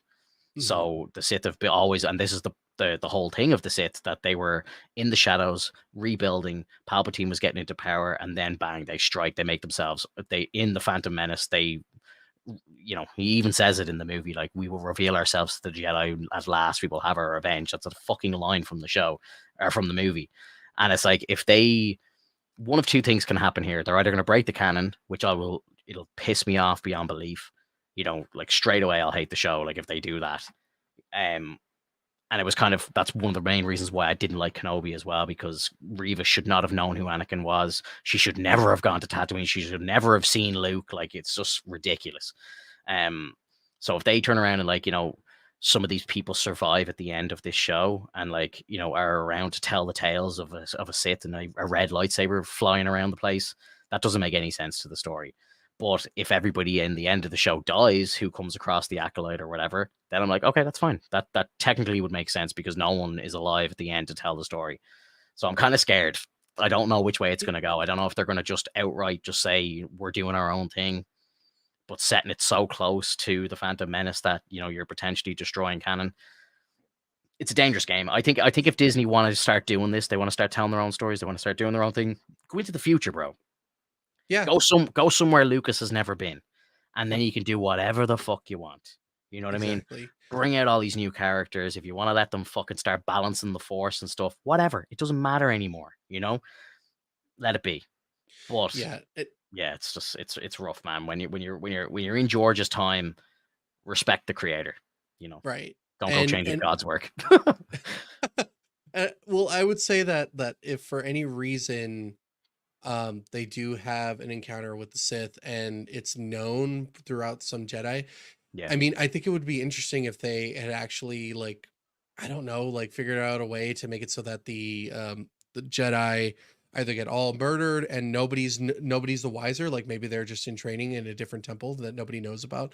Then that like that could pretty much cement the idea that like, oh, okay, so nobody would have known because nobody knew that there was a temple over here that was starting to breed out like Jedi. yeah. In which case, like, you do have to have the Sith in hiding, of course, because when you think about it, like, although they've not seen a Sith in millennia, it's perpetuated because there's always a Sith Lord and an apprentice. Because if they didn't, then like it's like saying like, okay, well then how the fuck did Darth Sidious come around? Like how did we get Darth Mal, like that's way far back. But you know what I mean? Like the different Sith Yeah. lords that came to be and the lineage that brought it down the way, and then the rule of two, and Well, I suppose so on and so forth. the story is technically that the Jedi didn't know about any of that, so that was all happening in the shadows, you know? And, like, Yeah, it's not until episode 1 where, because even when Qui-Gon first goes to tell the Jedi that he encountered Maul on Tatooine, they're like, "Find out who this person is. There's no way he can be a Sith." And then it's not right. until Qui-Gon dies at the hands of the Sith that they're like, "The Sith have definitely returned. This has to be a Sith if he's killed a Jedi." Yeah, So it's not until then that they've actually accepted the fact that there is Sith in the universe again. So, Palpatine and Plagueis and all these people, it's like they all just lived in the shadows, and that was y- it. Like, and they quietly tried to infiltrate, but right. unknown to the Jedi. And it could be the case, like, kind of like a hush hush kind of situation, like they never told the council because they were afraid to, or they told like maybe one council member and that council member didn't think anything of it. Hmm. um which can be a complete possibility, but that still kind of breaks it a little bit. Yeah, But I would say like the best case scenario is that like a new temple was being built. Nobody knew of this temple. They encountered a Sith. The Sith murdered them, and so that way the Sith are still like left in the shadows. yeah, yeah. Like I again, I that's what I hope happens. I Yeah, I really really hope that's what happens. To go back to what Sean's saying here, getting a lot of hate in his vlogs about it, saying people like it look terrible. I fully understand that. I think that's Star Wars. That's the fan base right now. I think it's probably the most divided fan base on the internet. Um, some people are so stuck to the originals and George's vision that they won't even accept or even try some of this stuff. They'll just hate it automatically. Anything right. that's to do with Disney or Kathleen Kennedy or anything, I'm always down to try it. I have zero fear in saying if something's shit, and if it doesn't agree with me, if it's not my Star Wars, I'm out. Like, and that's fine. You know what I mean? Like, and big ups to Star Wars Theory. He's the biggest channel on YouTube, and he has no problem saying it again. Like, he'll watch everything. If he likes something, great. If he doesn't, it's like, I'll go back to George's Star Wars. That's what I want to see. Um, but yeah, like, look, he says he's very impressed with the first two episodes, and he thinks that a lot of Star Wars fans will like it. I pray I'm with them. I just don't know if I will be. Yeah, I really don't. I pray though. I really do pray because, as I say, I'm a massive Star Wars fan, and I would just love to have some new Star Wars content that I can enjoy and just add to the growing library of stuff that I can show my kids when they're older, and make them love the Star Wars like I do. Like, so yep. that's the hope anyway. And that's Eh. that would be a new hope. Yeah, yeah. I think, like, to be honest, I think they really need to, if they want to branch out, I think they should maybe try. Well, I don't know. Again, I'm sidestepping on what I'm about to say here myself, but if they were to go back to the old Republic, like some of my favorite Star Wars stories are in the old Republic, like around like the Knights of the Old Republic video games and stuff like that. Like some of those stories are just mind blowing. Like as a kid, like it was that and the 6 movies George made that were just my Bible as a kid, like, and there's so many great characters there that you could explore. Now I kind of fear that, if they were to do that, maybe Disney would fuck that up as well. You know, it still baffles me that they fucked up Kenobi. They had Hayden back. They had Ewan back. It should have been the easiest home run ever, and they fucked it up. And for me, it's like if you can't do that, what can you do? And I kind of fear, if they did decide to go back to the Knights of the Old Republic, that they would maybe fuck that up as well. And now I'm kind of thinking like, "Ooh, maybe I don't want them to like ruin that story. It's so precious to my childhood. Um, just go to the future, bro. Like, do whatever you Yeah, want. Like, tell a new story, and then if like everybody hates it, I don't know, bro. Sell the there fucking well, there you franchise. Sell it back. Like, it's done. You tried, you failed. Sell it to somebody else. Like, I think like even just for the merch alone, I think they bought it for 4 billion. You could easily sell it for 4 billion to somebody else. Anyone else would snatch it up. Like, could you imagine like Universal picked it up or something, and they then tried to kind of make their own trilogy and did it better? Or, I don't know. I just think like it Disney just can't, by the looks of it. Like they just don't know it it well enough or don't care. I think they've genuinely bought it to have the IP, to own the merch, to make Star Wars land and all this shit. And then I don't think they really care about the actual content itself. I think if they're just pushing stuff out and it looks like like, when's the last time there was a movie out? Like, I think it was Episode 9, which was what, 2019. There hasn't been a Star Wars movie in the cinema in years, and they've had the IP for 12 years now, and there hasn't been a movie in the cinema for 5 of them. It's yeah. weird. It It's weird, bro. it And they were releasing one every year at one point. They went like Episode 7, Episode 8, Rogue One, Episode 9, Solo. They all came out like like every December for like 5 or 6 years straight. Like, and it was, mhm. some of them were bad, some of them were good, but it was like, at least they're bringing out the content for people. They're trying. Say what you will about the content itself, but Episode 7 was good for the most part. Um, Rogue One is one of my favorite Star Wars movies ever. Like, it's top 3 for me. And Episode 8 was terrible, and Solo really suffered because of how terrible Episode 8 was. Like, they released it a couple of months after, and people were like, "Fuck you! How dare you!" Like, they just didn't even want to see that movie because they were like, "You just destroyed Luke Skywalker."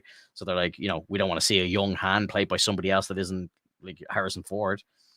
So like that was ruined. And then 9 came out, and they didn't even know what they were doing. So it's like, at what point do Disney kind of turn around and say like, they don't care, or we just can't make these movies like, to suit the fan base? Because yes, the sequel trilogy is probably some new kids coming around the block. 8, 9 year olds probably love Ray. They probably love Finn and BB-8 and all this stuff. Like, that's fine. That's great. And that's how I felt watching the prequels when I was a kid. Everyone hated Jar Jar Binks, who were us back then. People who were in their 30s and 40s back then when those movies came out, who like watched the originals as a kid. They all hated the prequels. Like, so much so that Hayden Christensen had to quit acting. Like, he was like just showered with hate.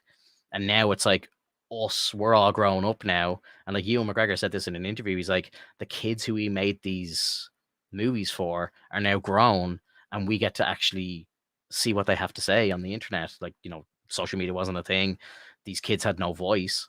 But now they're like, wow, we're like so over like whelmed by how much we're loved. And like the last celebration, like Hayden Christensen was in tears on the stage because everyone was screaming his name, and it was like the most amazing thing ever. And everyone was just like, we can't like tell you how much we love you as a person because of what you've done, because like you are Star Wars, like, and it's like, it's just, it's amazing. And like, there's kids out there now that maybe feel that way, and maybe in 10, 15 years we'll see that kind of cycle happening again. But I don't know, bro. I don't think it will be the same, because I don't know. Probably not. I don't think so. I don't think they're going to do that twice. The way I see it, you're absolutely right. In terms of buying the franchise itself, a lot of the merchandise sales are probably what's driving the continuation of the show and of the movies and whatnot. And their attempts to create new ways to like generate merchandise didn't like failed in my opinion. Like some people really like some of the vehicles that you see in the new like movies, and that's great.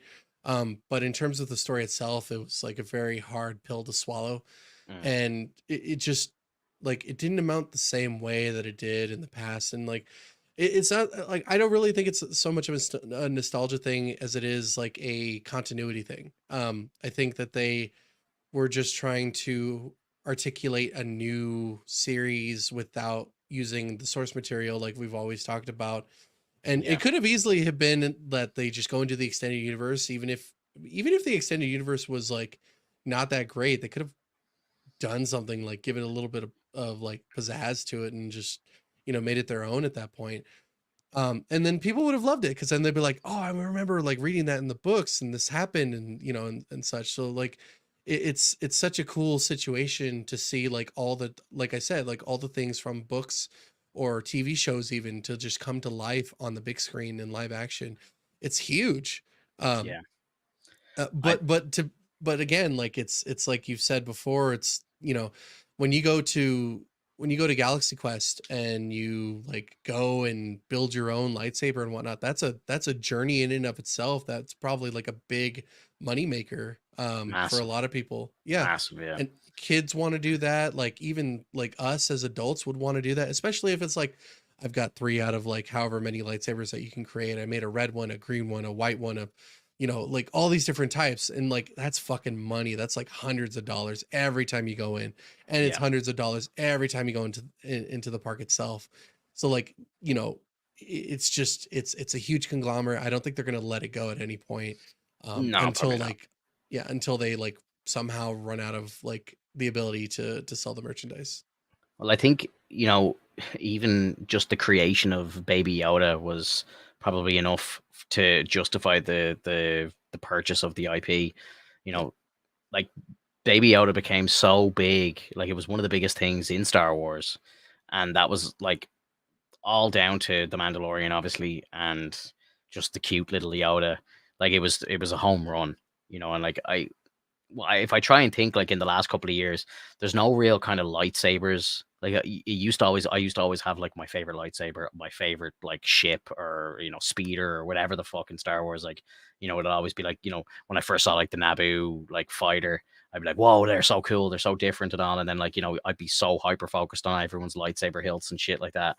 Now that kind of all seems to be gone in Star Wars, or for the most part. Like anytime I see a lightsaber hilt now, it's like Anakin's, and again, it's like I've known that lightsaber my whole life. It's like Mhm. that's not a surprise. Or you see like the episode 9, like they're doing like the X-wings again, but it's like again, it's just kind of rehashing the old stuff. But Baby Yoda was definitely the one that they did themselves, which was fantastic. But they kind of shot themselves in the foot as well, because from what I hear in the back end, like John Favreau wanted Baby Yoda to be gone. Like that was it. Like, the story was done. Luke picked him up. He was going to train to become a Jedi. That was the story. Baby Yoda was gone. Then Disney came in and like, whoa, whoa, whoa, hang on. You can't get rid of Baby Yoda. This is like our biggest seller ever. Like, Yeah. every fucking kids' pajamas, teddy bears, fucking, he's on lunch boxes. He's everywhere. He's in school bags, the whole shebang. They're like, you can't take him out. Like, what are you talking about? He's like, he's our biggest seller. Like, and they literally forced Yoda back in, like Grogu, as we know him now, but they forced Grogu back into the show in season 3, and I They think use that the was, force. yeah, and that's what I believe John Favreau took a step back then, and I think that's why season 3 failed the way it did, was because it wasn't the original vision for the show. They had to forcefully bring back Grogu into the show, and in doing that, they changed the storyline, kind of shitted on John's vision. And now, like, I don't think the relationships between them have been the same since. And again, it's just like, it just doesn't make any sense. Like, you brought like Grogu into 2 episodes of Book of Boba Fett, and obviously they were the best 2 episodes of the show, but Grogu had no kind of business being in the show at that point. Like, it's a show about Boba Fett. one of like Star Wars most like OG and like beloved characters, and you kind of sidestep him in his own show. It's kind of crazy, you know. Yeah. Ah, Well, man, I don't know. and I mean that's the funniest thing about it is that like you don't know who Boba Fett is unless you like watched or not watched but like read the books behind it and like understood who that character was. Because from what I remember in Return of the Jedi, he didn't have that much screen time. He was just really badass. He Yeah, was just a really badass character. he had like maybe like 3 minutes total of screen time in episode 5, and then in episode 6 he has maybe 2 lines of dialogue, and then they kill him. Like George Lucas was just like, he's dead, throw him in the pit, like who cares, you know. And like it was just like, I think there was like there might have been like a comic book and a book that came out, and maybe he started appearing in some games and stuff like that, and he just became a cult classic outside of the movies.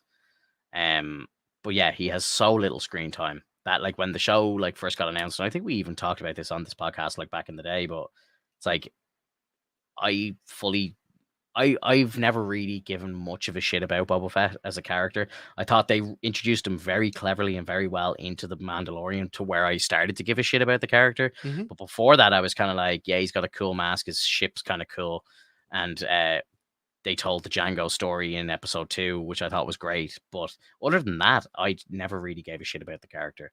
But he just became this like cult classic character to like hardcore fans. And then it kind of trickled out into the mainstream a bit because everyone was like, oh, like all the sweaties like this guy.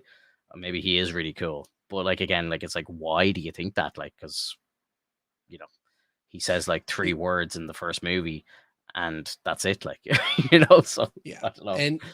And I think they probably would have had gold had they not created this weird like I'm here to take over Jabba's job essentially. Yeah, I the think show, the show went so bad.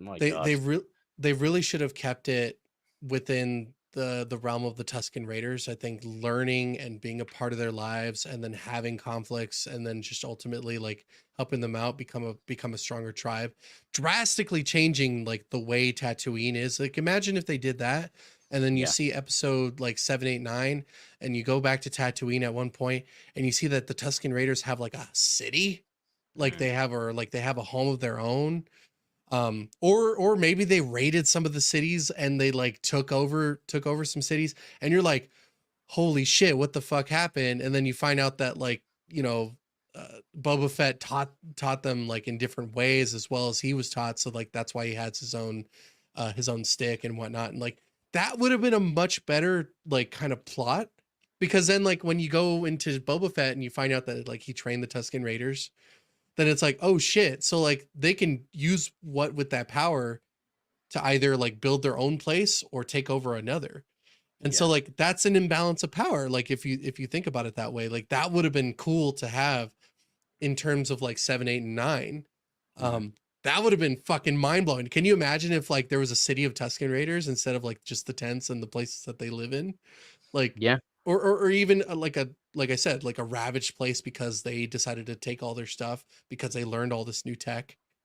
Yeah. It Yeah. No, it's pretty cool. it creates an imbalance like it is in the fucking Star Wars. Like there whenever there's an imbalance, it you see it like it shows up later. Yeah. It's I want to like it makes me want to write for the fucking show. Like it makes me want Yeah. to redo all this shit.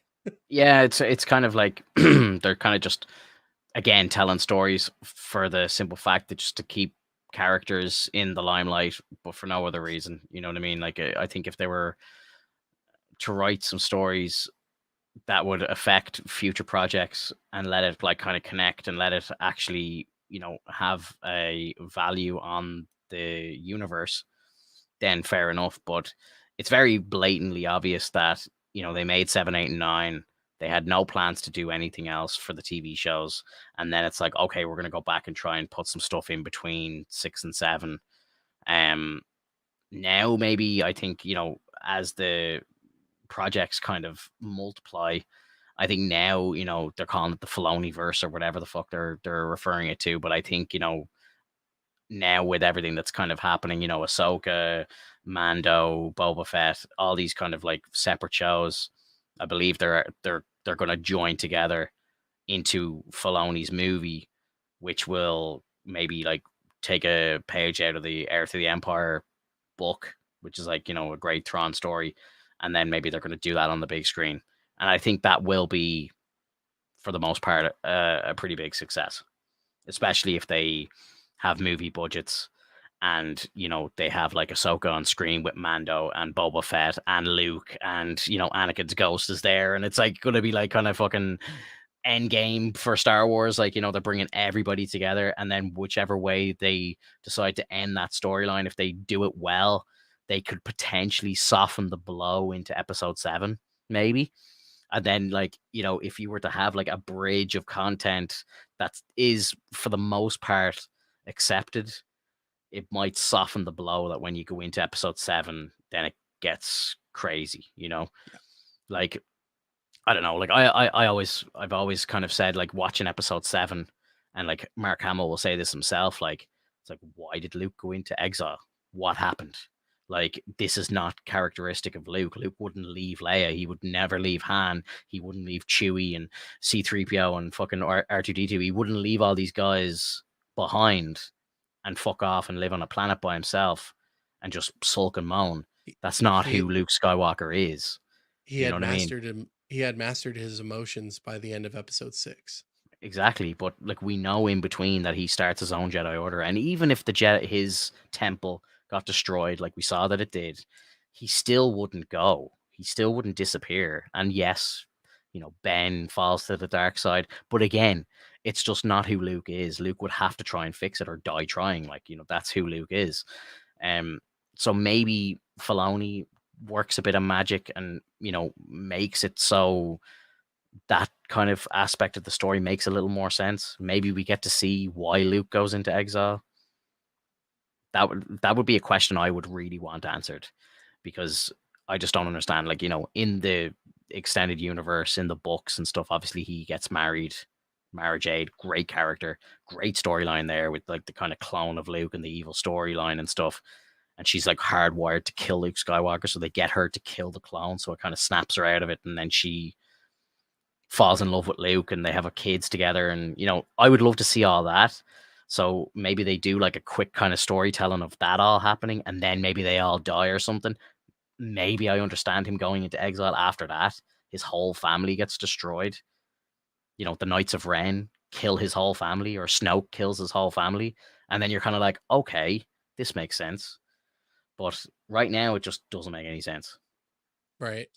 It's Yeah. just it's a tough pill to swallow, man. Especially like when I was 6 years old, like wanting to be Luke Skywalker. Like it's just when you get to eventually see him all these years later, and they just turn him into like a hermit, and you're just like, oh Jesus. And then like he just gives up and just dies. Like I'll never forget when he turned into a Force ghost on the rock.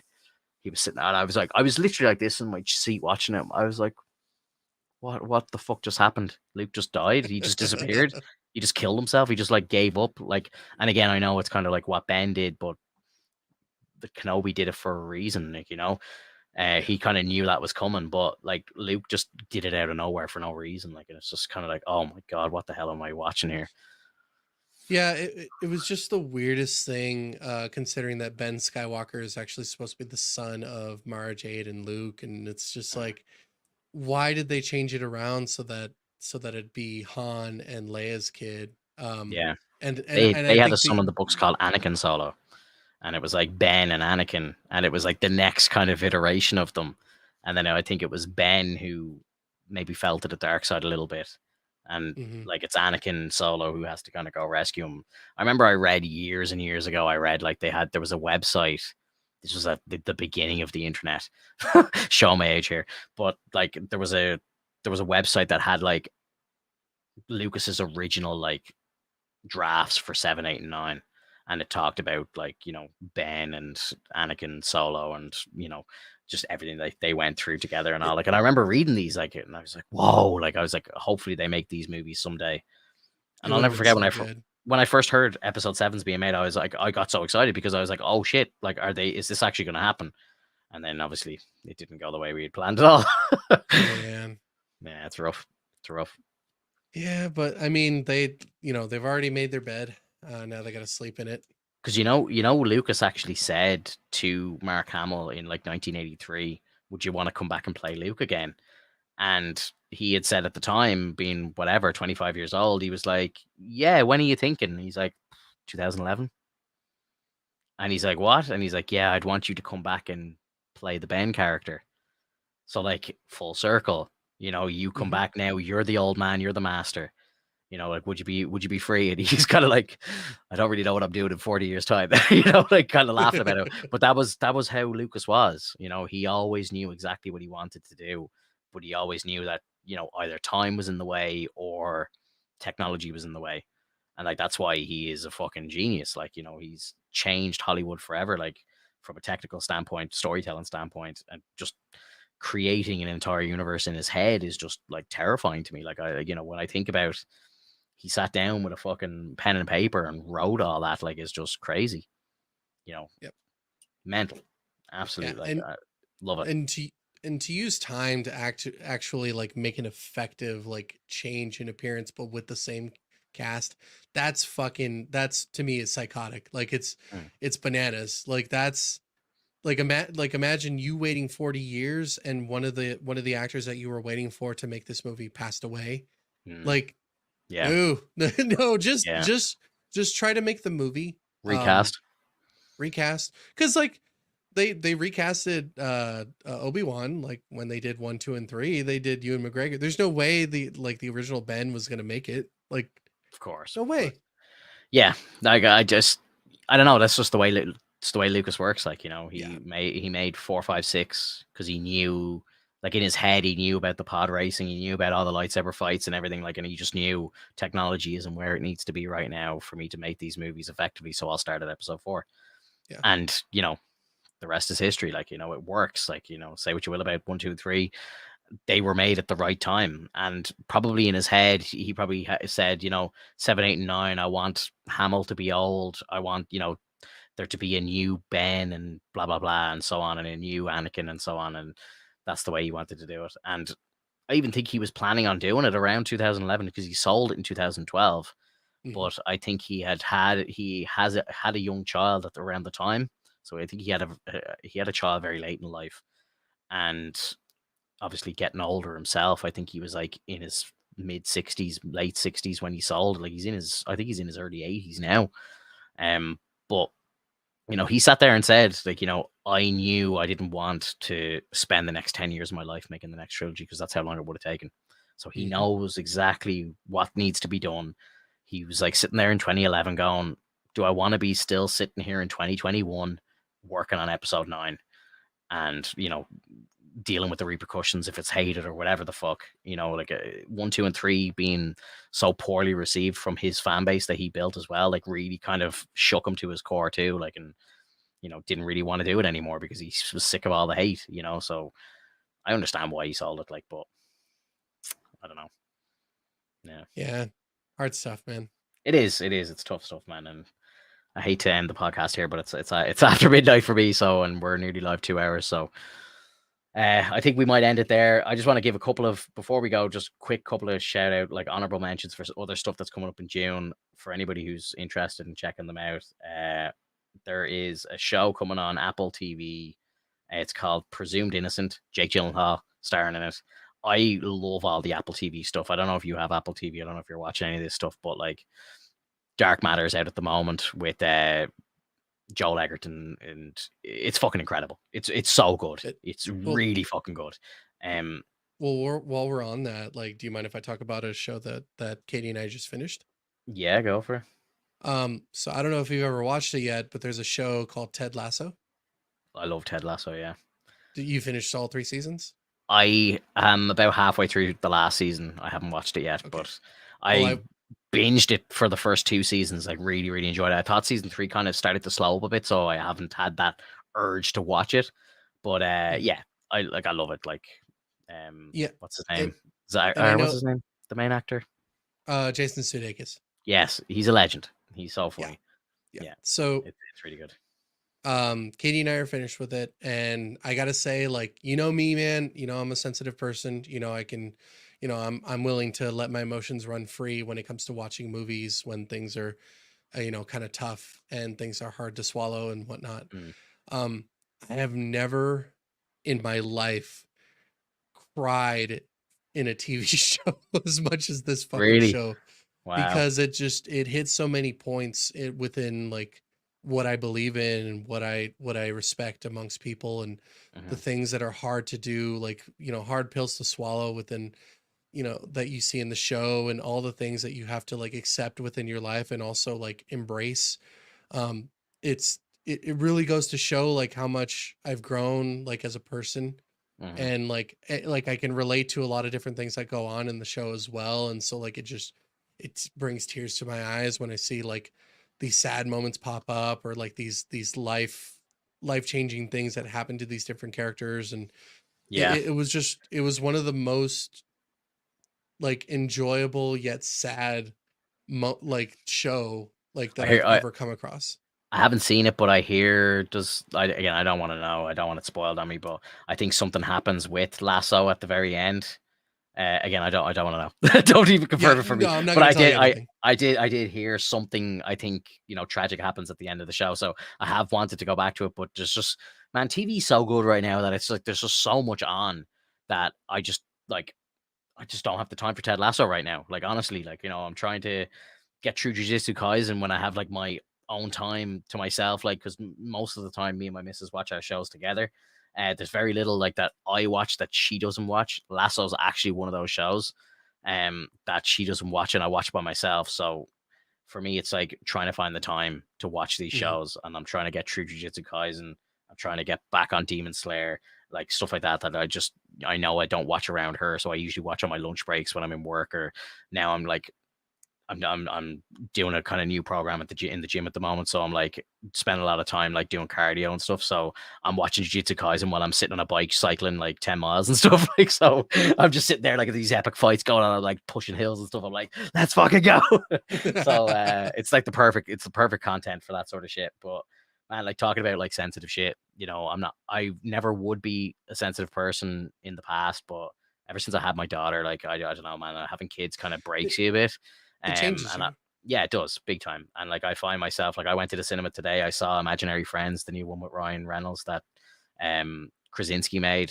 I brought my son to it, like, and there's a bit where the young daughter's like crying at like like at a bedside, like, and I'm just sitting there just going like, oh my god, please don't start crying in the cinema, like, I'm just You're like, starting to feel it. Yeah. I was starting to well up a bit, like, and my son turned to me like, and he'd be the type of lad that like he'll say anything on his mind, like, he's like no filter, but he turned to me and he just goes, whoa, he's like, I nearly started crying there, like in the middle of the cinema, like, it's so funny, like, but it's actually a really good movie. Ryan Reynolds is great in it, like, and then it's CGI, everything, and it's fucking incredible. Really, really, like, kind of heartwarming, like, kind of nice story. I've been kind of watching the press tour a little bit for it as well because, like, I love John Krasinski and Ryan Reynolds, obviously, and two of them doing interviews together. I'm kind of like wanted to see what they say, like, but Krasinski wrote, directed the movie, and he's in it as well. Like, I didn't know if he was actually in it or not, but he actually plays the main girl's dad in it, so he's like the father in it as well. But he said in the interviews that like he made the movie because during COVID he saw like the spark in his own daughters kind of die off a bit, and they were asking serious questions like are we going to die to a virus and stuff, and he was kind of like shook to the core, like, oh, like my little girls aren't little girls anymore. So he's like, I want to make a movie for them where imaginary friends are around forever, sort of thing. Like, so it's a beautiful little movie, like, but I yeah, love stuff like that, man. yeah, man, like it's great. Like, and I'll watch it fucking 10 more times, I'm sure. Like, because it'll be one where the kids in my house will just want to watch it, and even like because we have no childcare, my missus couldn't go with us, so I brought it was just me and the lad that went. And she's kind of we're walking out like we're going to the cinema now, and she's like, oh, I want to see this movie too, like, so it was kind of sad that she had to stay behind. Like, usually if my parents were around, we drop the baby off and just the three of us would go and see it, and well, that'd be it. Like, but yeah, man, it's a good movie. I'd highly recommend it if you can. Maybe you don't have to see it on the big screen, but I just wanted a day out with the little lad because I said that I was off work, and I was like, I'll take you to the cinema one of the days because I don't really get to spend a lot of time with him as well because he's my stepson, so he actually goes to his own dad's as well. So Yeah. um I was like, I'm off. I was like, me and you will go out and have a day together. Like, so that was what we did today. I nearly cried in the cinema. So No, that's great, dude. Like yeah. that's always a good feeling. Like it I mean it shows that you've like as we get older, like things become a little more like we become a little more aware of the things that we've endured or the things that we've like, come across in the past or even, currently. So I think that's why we get a little more emotional as we get older.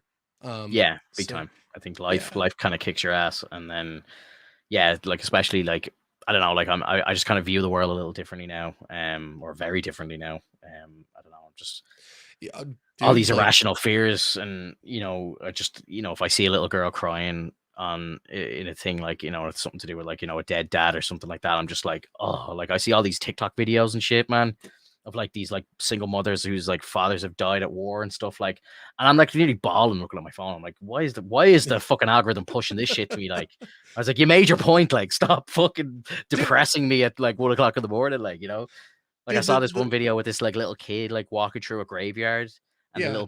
little baby thought like the man was like, "Oh, there's your dad there. He's like a butterfly flying through the air." Like, and I was just like, Oh no. I couldn't believe what I was seeing. And like then like the irrational fears like in me, I'm like, oh Jesus Christ, like I hope I don't What die about my like daughter? before. How am I gonna feel I'm just like, I hope I don't die about before she fucking grows up like and gets to know me and all this shit. Like, and all this shit starts going through your head. Like, it's man, being a parent is like it's amazing, but like at the same time, I'm just like all this crazy shit like that goes through your that? head. Like it's Dude, wild.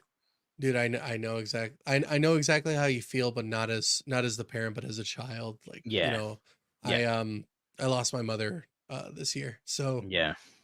it's a tough gig, man. It really is. And like I'm not trying to get all too emotional about it. It's still a very heartbreaking thing. But like when I see like what you just talked about, it's Yeah. gonna It hurt. hits you, man. It does. It does. It hits you. Like it's yeah, it's tough from both ends. And like again, I'm knocking on wood. I'm very thankful to have both of my parents and Yeah. just and Be thankful, be very thankful. now that I'm a parent myself, it's kind of like I'm shitting myself now that I'm just like thinking like, oh, because I'm a parent now, I'm gonna miss my own parents even more for because like now my children lose their grandparents, I lose my parents, and then there's that kind of feeling of alone. Like I don't have the support because they play such, and even more so, obviously, in raising me is one thing, but they play a really important role in my life right now. Obviously, looking after my kids, but like it's just yeah, it's a very scary thought, man. It's a rough one. But Yeah. yeah, look, um, that's life as well at the same time. But it's a scary thing. It's a Yep. scary thing. And if your parent does a really good job of preparing you for those moments, Yeah, it makes everything a lot easier, I guarantee you. yeah, yeah, absolutely. Like I've lost all my grandparents, but I haven't lost a parent or like uncles or anything like that yet.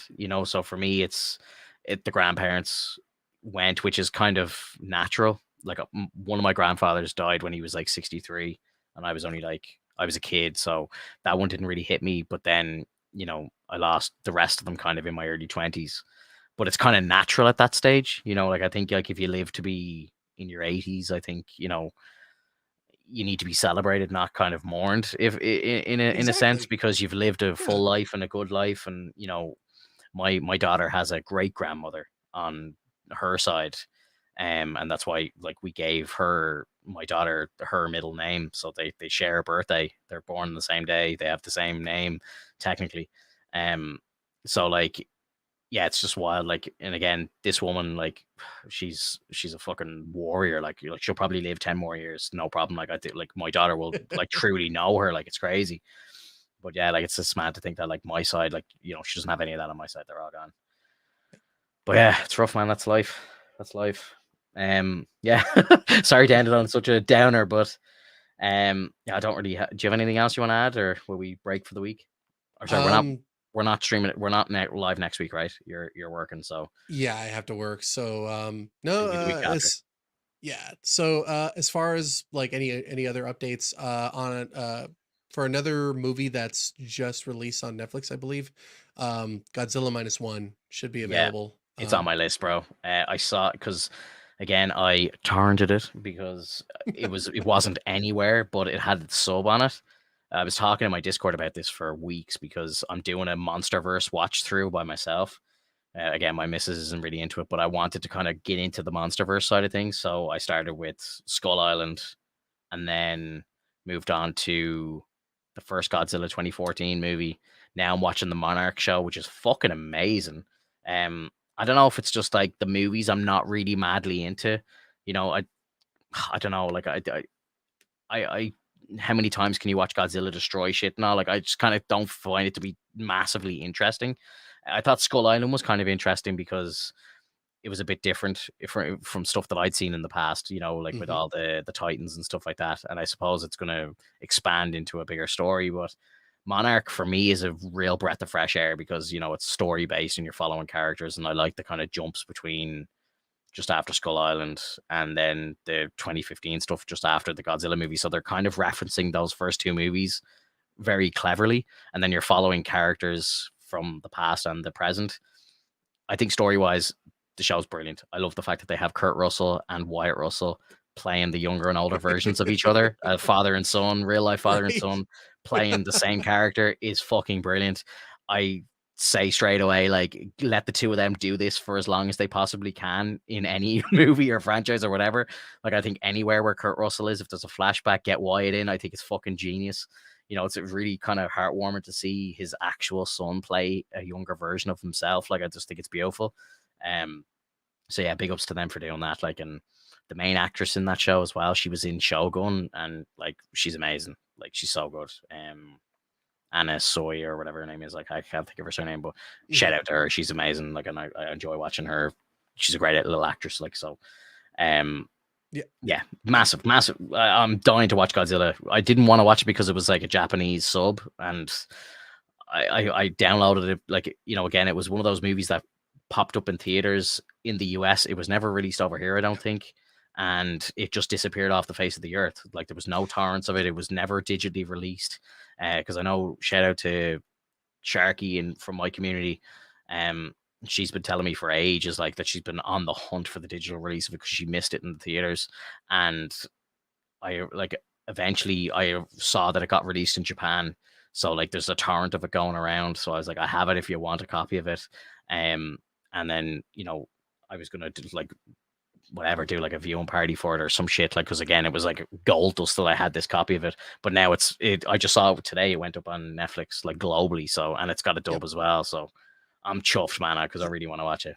See, and that's how I felt when Planet Hulk got taken down from like Prime Video. Yeah, I was yeah, like, oh my God. Because I remember we were talking about it and I was like, you got to watch it. And yeah, then I was going to watch it again. And then yeah. it's like, where the Gone, fuck is it? I can't disappeared. buy it on DVD. I can't find it. Where the fuck is it? Like it was Yeah, available. What yeah. the hell happened? And then you're like, bro, I got you a copy. And I'm like, whoa, okay, Yeah, cool. And then I I remember could. you got me that. Yeah, I could get a copy of anything pretty much, but yeah, we won't talk about how. Yeah, no, um, but like I'm very thankful when you can because like oh yeah, yeah, I really wanted to watch that movie again, like, and I really enjoy it. It's like it's not like a 10 out of 10 or anything, but it's just so fun watching it. yeah, Like, yeah, you don't have to make Hulk like the center of attention. He is the main reason why the movie exists, but like a lot of the story like goes around like them needing his help essentially. yeah, yeah, Um, but yeah, like with Godzilla minus one, like I'm super excited to watch it soon. I'm gonna finish the Bear, so like I'll probably be finishing that before yeah. like we come back to the next podcast. Um, I think I'm gonna and do yeah, I'm gonna do a Hot D rewatch as well. I think I'm gonna rewatch nice. season one of Hot D. Yeah, she actually mentioned that to me there today, and I was just like, I'm proud of you for saying that. Yeah, let's do that. You know, so I was like, Let's get fuck some yeah, I'll hot do that. D in us. Yeah, we'll. I was like, yeah, we'll binge that and we'll binge that Hot D. Yep, Just to get ready for exactly. the new season. Yeah, the Yep. Bear is incredible, man. I watched the whole show twice, like that, and that's rare for me to do, especially when a show's so new. That I loved that show so much that I went back and I rewatched it the second time. See, and I'm surprised people didn't like take that Tim Robinson bit and the fucking Bears bit and just like kind of meld that together. I Yeah, need 87 beefs, 93 chickens. yeah, Like, yeah, yeah, yeah. Love it. um, Um, but But yeah, man, I hope you enjoy Godzilla minus one. I know that you were saying like it's repetitive with the whole monster thing. I think that's Yeah, why adding more monsters in the mix is yeah, also a good thing. You of course you don't want to see Godzilla coming up, destroying the town, and then leaving again. You got to yeah. see some extra monsters that are trying to combat him. Yeah, like I said, Monarch is fantastic. I've been kind of going slow on it again because I know it's only like 8 episodes, so I didn't want to watch it too quickly. But and again, I kind of was trying to get her into watching some of these movies with me as well. Just it means I'll get them watched a lot quicker because like most of my TV time is with her. So, I was like, she was like, oh, we've nothing to watch right now, and I was like, I'm putting on Monarch episode 1, see what you think of it. Like, and she like watched it, and I don't think she thought it was too bad. And then I put on episode 2, and again, it starts to get pretty good, like kind of straight away, like episode 3, 4, like, and you're like, you're in. Yeah, So yeah, I think I don't know, maybe if she can finish Monarch, and then maybe she might be like, look, I need to see what happens next. So I think Godzilla versus Kong, I think, is after that. So fuck it, like, yeah, we'll see what happens. I'll keep you yeah. updated. All right, sounds good. Yeah, hell yeah, dude. Guys, anybody who's watching us live, any shout out to anybody who was here on YouTube, and we were live on Twitch as well. So anybody who popped into the chats, really appreciate it. If you're watching us on a replay, thank you so much. Make sure you smash like on the video, leave us a comment below. If you're listening to us on Spotify or Apple, leave a review as well. That would really help us grow as well. So see you in the next one. Bye bye. Later, everyone.